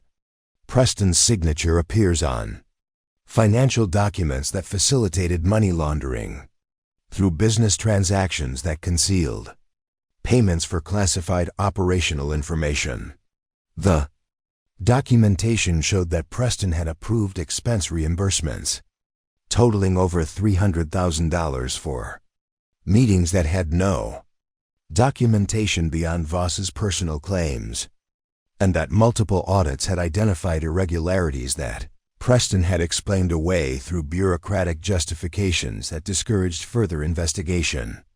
The pattern indicated either incompetence that bordered on criminal negligence or deliberate facilitation of the financial mechanisms that allowed Vos to profit from his betrayal. Captain Jennifer Walsh served as the primary intelligence analyst supporting SEAL Team 7 operations, Jade said, her voice tightening with anger that transcended professional objectivity. She prepared intelligence assessments that consistently underestimated enemy capabilities and ignored pattern analysis that should have revealed compromise of operational security. My daughter died because Walsh accepted source reporting that was obviously designed to lure American forces into prepared ambush positions. Yet she never questioned why her intelligence proved so consistently inaccurate. The tablet displayed comparison analysis, showing that Walsh's intelligence assessments had accuracy rates nearly 40% below the performance standards for comparable analysts. Yet her performance evaluations described her as a capable professional whose work met acceptable standards. The disconnect between actual performance and official evaluation suggested either systematic pressure to ignore failures or personal incompetence protected by supervisors who prioritized operational tempo over accuracy. How many people knew about this corruption and chose to ignore it?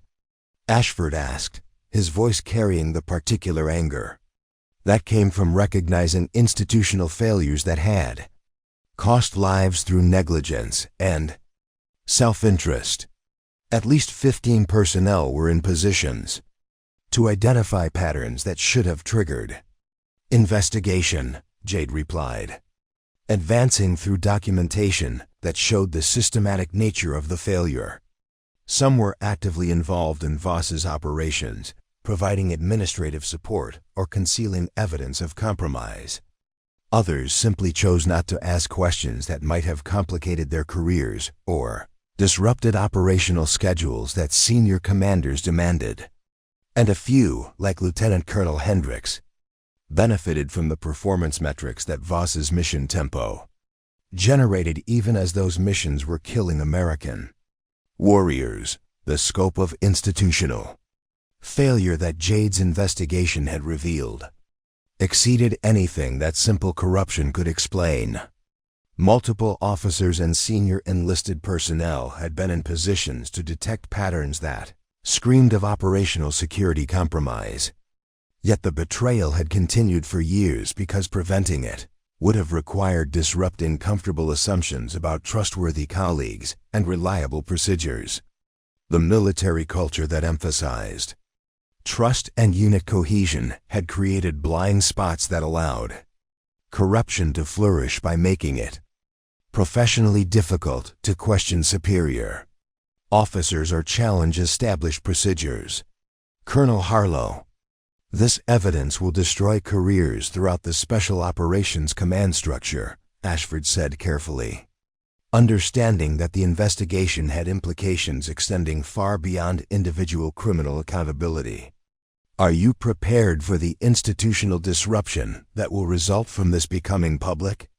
Senior officers will face courts-martial, entire units will be subjected to investigation, and the Special Operations community will undergo the kind of self-examination that threatens fundamental assumptions about how we conduct operations.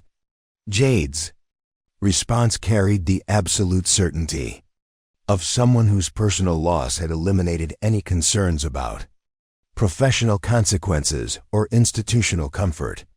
Commander, my daughter trusted her leadership to provide accurate intelligence and maintain operational security. She died because that trust was betrayed by people who prioritized their careers and bank accounts over the lives they were supposed to protect. If exposing that betrayal disrupts the special operations community, then maybe that disruption is necessary to ensure it never happens again. The statement contained truth that Ashford couldn't dispute, even as he recognized the professional and political challenges that the evidence would create.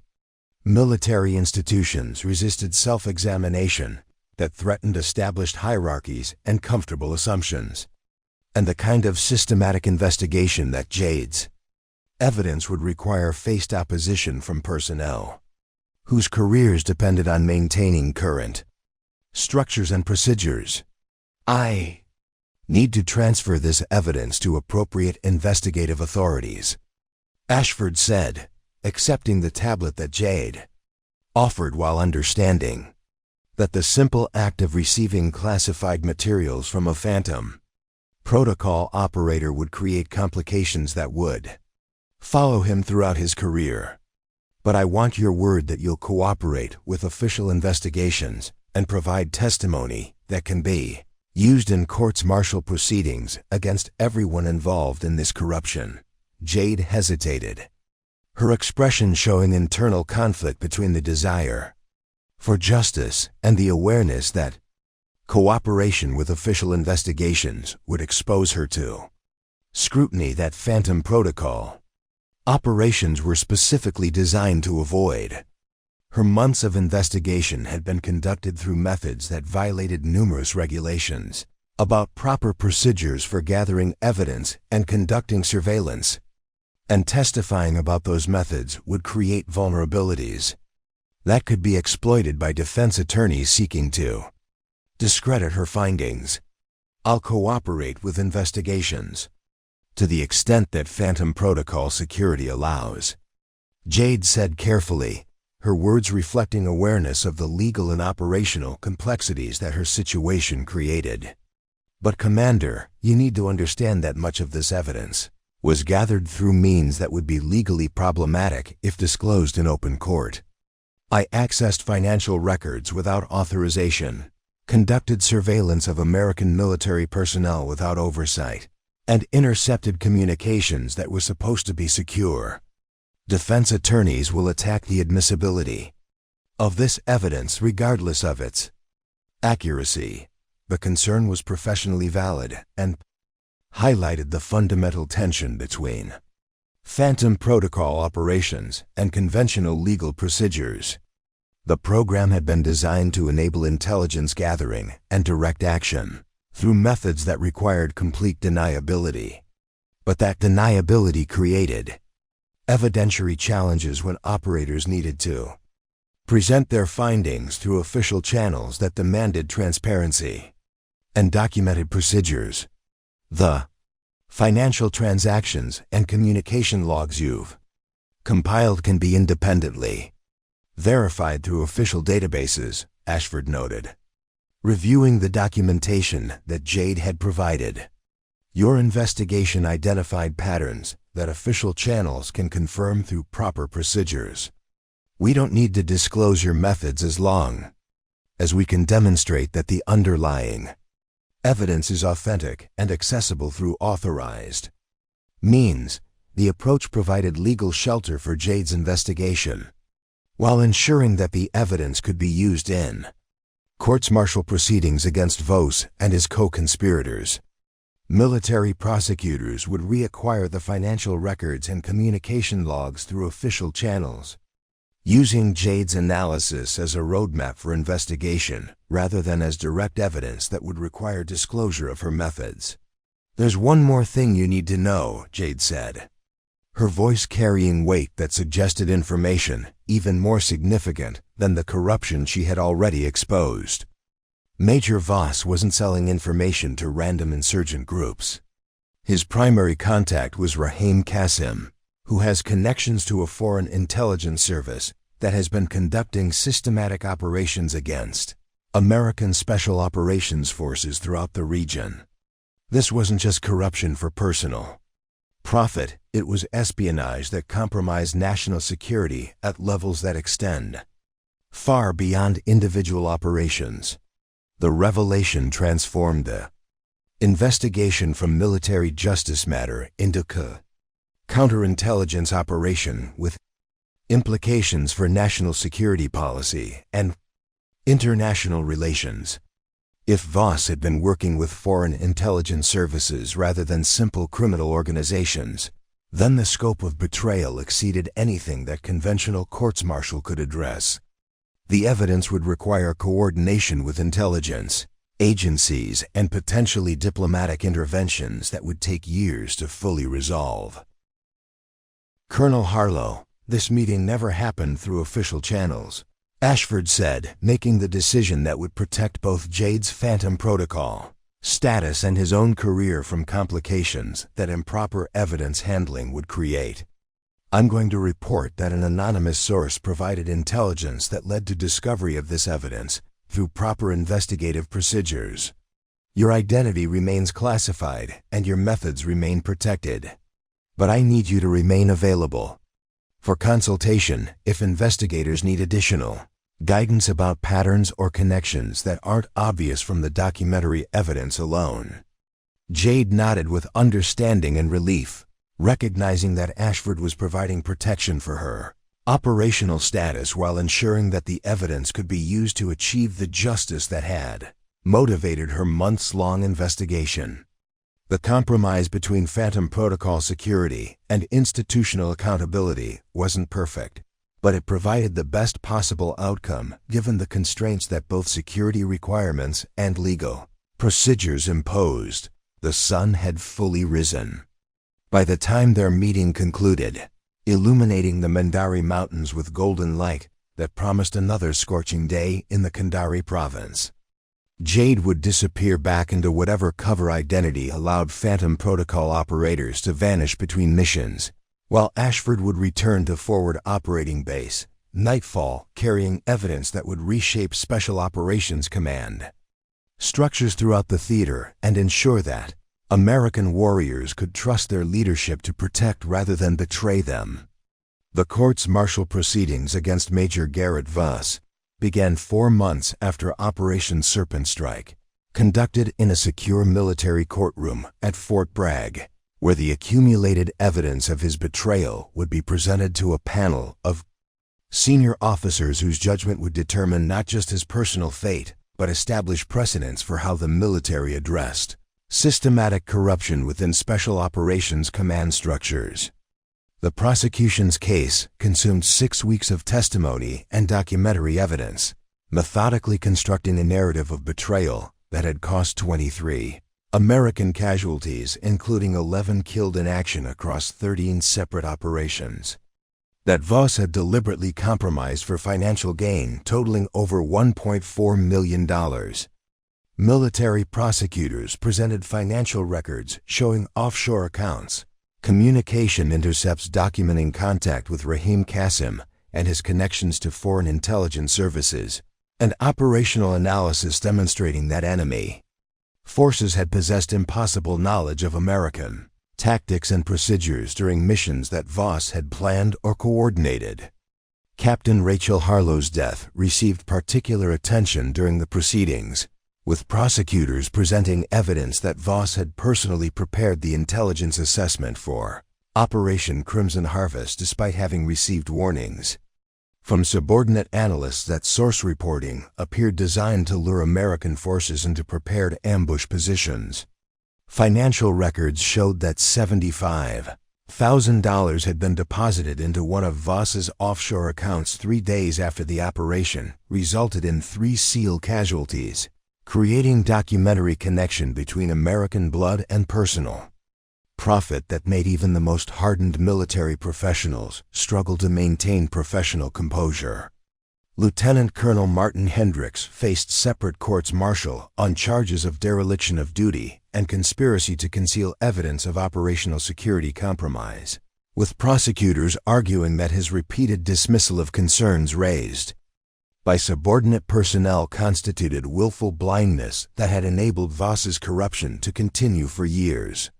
His defense attempted to portray his actions as reasonable command decisions, made in the context of demanding operational tempo and inherent ambiguity of intelligence in combat zones. But the systematic pattern of ignored warnings undermined claims of innocent misjudgment. Chief Warrant Officer Douglas Preston accepted a plea agreement that reduced charges in exchange for testimony, detailing how he had facilitated money laundering through approval of expense reimbursements and travel claims that had no legitimate documentation. His cooperation provided prosecutors with additional evidence about financial mechanisms that Voss had used to conceal payments received for betraying American operations, though Preston's testimony also revealed institutional pressures that had discouraged questioning superior officers about financial irregularities that might have disrupted operational schedules. Captain Jennifer Walsh's courts-martial focused on professional incompetence and negligent performance of intelligence duties, with prosecutors presenting comparison analysis showing that her intelligence assessments had accuracy rates far below standards for comparable analysts, yet her performance evaluations had consistently described her work as meeting acceptable professional standards.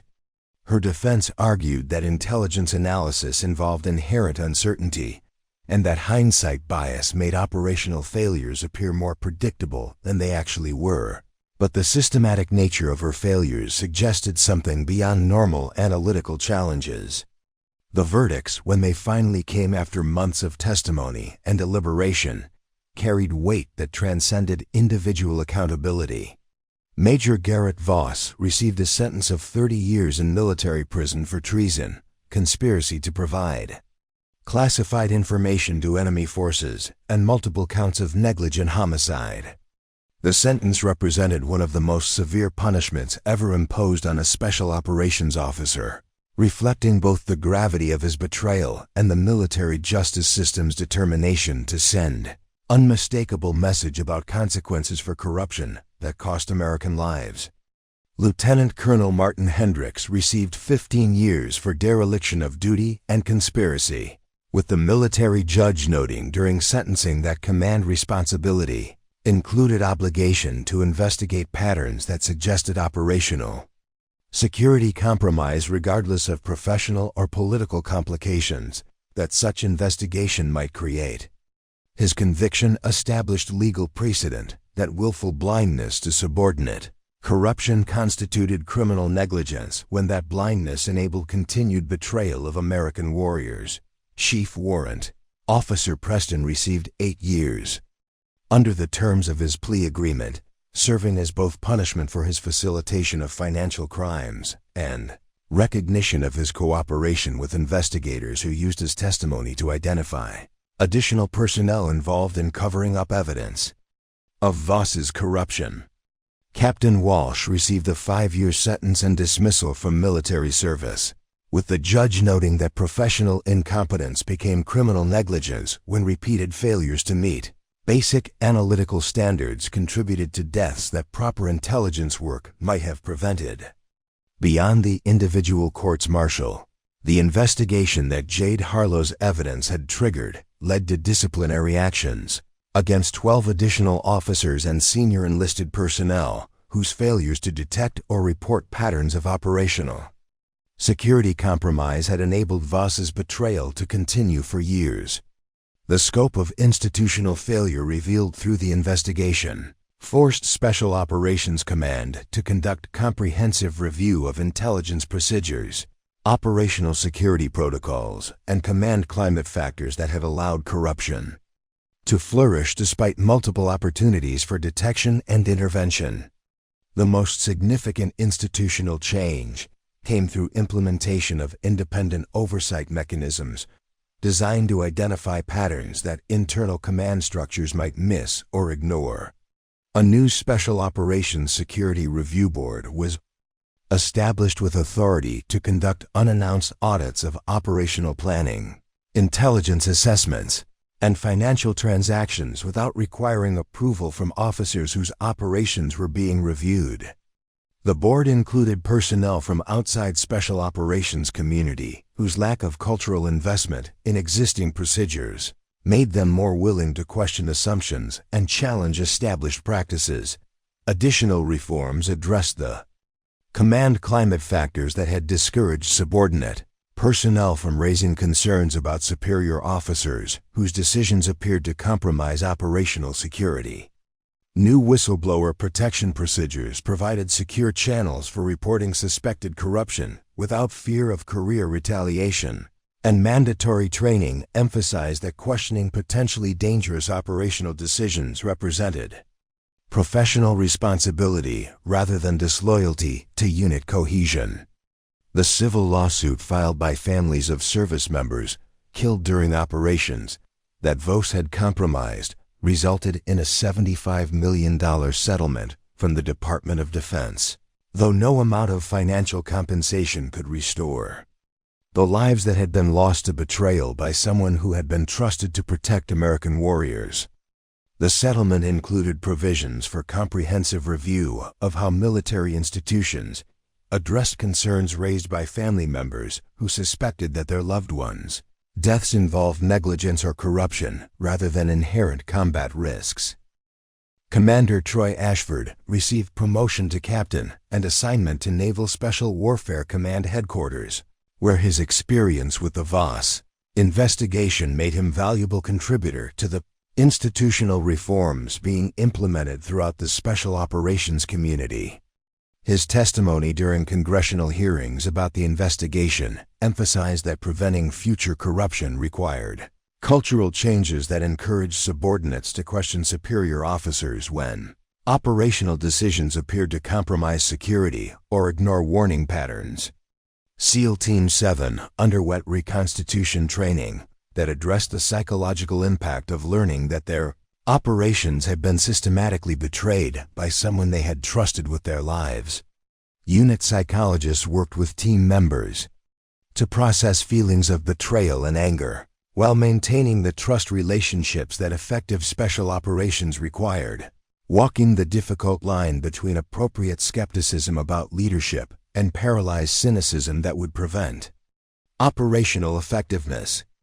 Petty Officer Second Class Nina Cortez received Navy Achievement Medal for her intelligence analysis that had identified patterns connecting multiple compromised operations to Major Voss's activities, and her work became case study material for all advanced intelligence training programs throughout the military. Her career flourished as recognition of her analytical capabilities led to assignments where her skills could be fully utilized without the constraints that inadequate supervision had previously imposed. The counterintelligence investigation into Rahim Qasim and his connections to foreign intelligence services expanded beyond the Kandari Province to identify additional networks that had been targeting American Special Operations Forces throughout the region. The investigation revealed that Voss had been one of several sources providing classified information to foreign intelligence services, though he had been the most valuable due to his access to detailed operational planning for special operations missions. The exposure of these networks disrupted foreign intelligence collection operations that had been gathering information about American tactics and capabilities for years. Jade Harlow's role in the investigation remained officially classified, protected by the security protocols that governed Phantom Protocol operations and ensured that operators could conduct missions requiring complete deniability without exposure through official proceedings. Her identity was known only to a small number of senior officers with appropriate clearances, and the evidence she had compiled was officially attributed to investigative work conducted by classified sources, whose identities must be protected for national security reasons. She attended Major Voss's sentencing hearing anonymously, sitting in the public gallery among other observers, whose interest in the proceedings might have been professional curiosity or personal connection to the cases being adjudicated. When the military judge announced the 30-year sentence, Jade felt emotions that transcended simple satisfaction at justice being served. Her daughter's death had been officially acknowledged as preventable tragedy caused by deliberate betrayal rather than inherent combat risks, and the institutional changes being implemented would help ensure that future warriors wouldn't die. Because someone had prioritized profit over protecting the people under their command.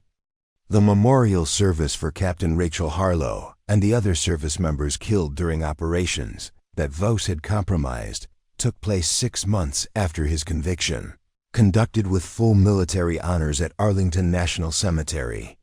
The ceremony included acknowledgement that their deaths had resulted from betrayal rather than enemy action, a distinction that mattered deeply to families who had spent months or years questioning whether their loved ones' deaths involved negligence or corruption that official investigations had failed to detect. Jade stood among the families during the memorial service, her presence unremarked by others who didn't know that the elderly woman in civilian clothes had been responsible for the investigation that had finally brought accountability for the betrayals that had cost so many lives.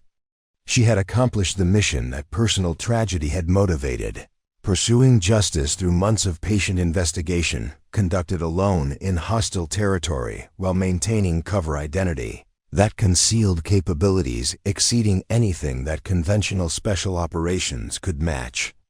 Commander Ashford found her after the ceremony concluded, the two of them standing together near Rachel Harlow's grave marker while other attendees departed. They didn't speak. No words were necessary between two warriors who understood the costs that service extracted and the obligations that survival created. Ashford's presence acknowledged debt that couldn't be repaid, while Jade's acceptance of that presence demonstrated that some missions concluded not with triumph, but with quiet satisfaction that duty had been fulfilled regardless of personal cost. The changes that Jade's investigation had triggered would influence military special operations for decades, creating institutional safeguards designed to prevent the kind of systematic corruption that had flourished through combination of misplaced trust, inadequate oversight, and cultural reluctance to question superior officers whose decisions appeared to compromise operational security. Her legacy would be measured not in dramatic rescues or impossible shots, but in the lives saved by reforms that made it harder for betrayal to hide behind bureaucratic procedures and unit cohesion. Years later, when young intelligence analysts studied the Vos case during advanced training, their instructors would emphasize that preventing corruption required institutional courage to investigate patterns that suggested compromise even when that investigation might disrupt comfortable assumptions about trustworthy colleagues. The case became shorthand for the principle that operational security required constant vigilance and willingness to question decisions that seemed to defy statistical probability or tactical logic. The instructors never mentioned Ghost 7 by name that remained classified, but they sometimes referenced independent investigations conducted by classified sources that had exposed corruption official channels had failed to detect. The vague phrasing protected operational security while acknowledging that sometimes justice required warriors willing to operate outside conventional structures when those structures had been compromised by the very corruption they were supposed to prevent. Jade Harlow disappeared back into whatever cover identity allowed Phantom Protocol operators to vanish between missions, her intervention during Operation Serpent strike becoming another classified chapter in service records that would remain sealed for decades. But somewhere in the mountains and valleys of conflict zones, where American warriors conducted operations that demanded impossible courage and absolute trust in their leadership, her presence continued as unacknowledged guardian, ensuring that betrayal would face consequences and that legends never truly retired. They simply waited in the shadows until the moment came when their capabilities were needed to accomplish what others believed couldn't be done. The river where she had emerged to save SEAL Team 7 continued its slow movement through the Kandari Province, its waters concealing depths and currents that few people suspected existed. and on quiet nights when the moon illuminated those waters with silver light, local villagers still told stories about the ghost who had appeared from the river to protect American warriors, never knowing that the elderly fisherwoman they had dismissed as harmless widow had been one of the most dangerous operators their country had ever produced, pursuing justice through patient investigation and devastating intervention when the moment for action finally arrived. Up next, you've got 2 more standout stories right on your screen. If this one hit the mark, you won't want to pass these up. Just click and check them out.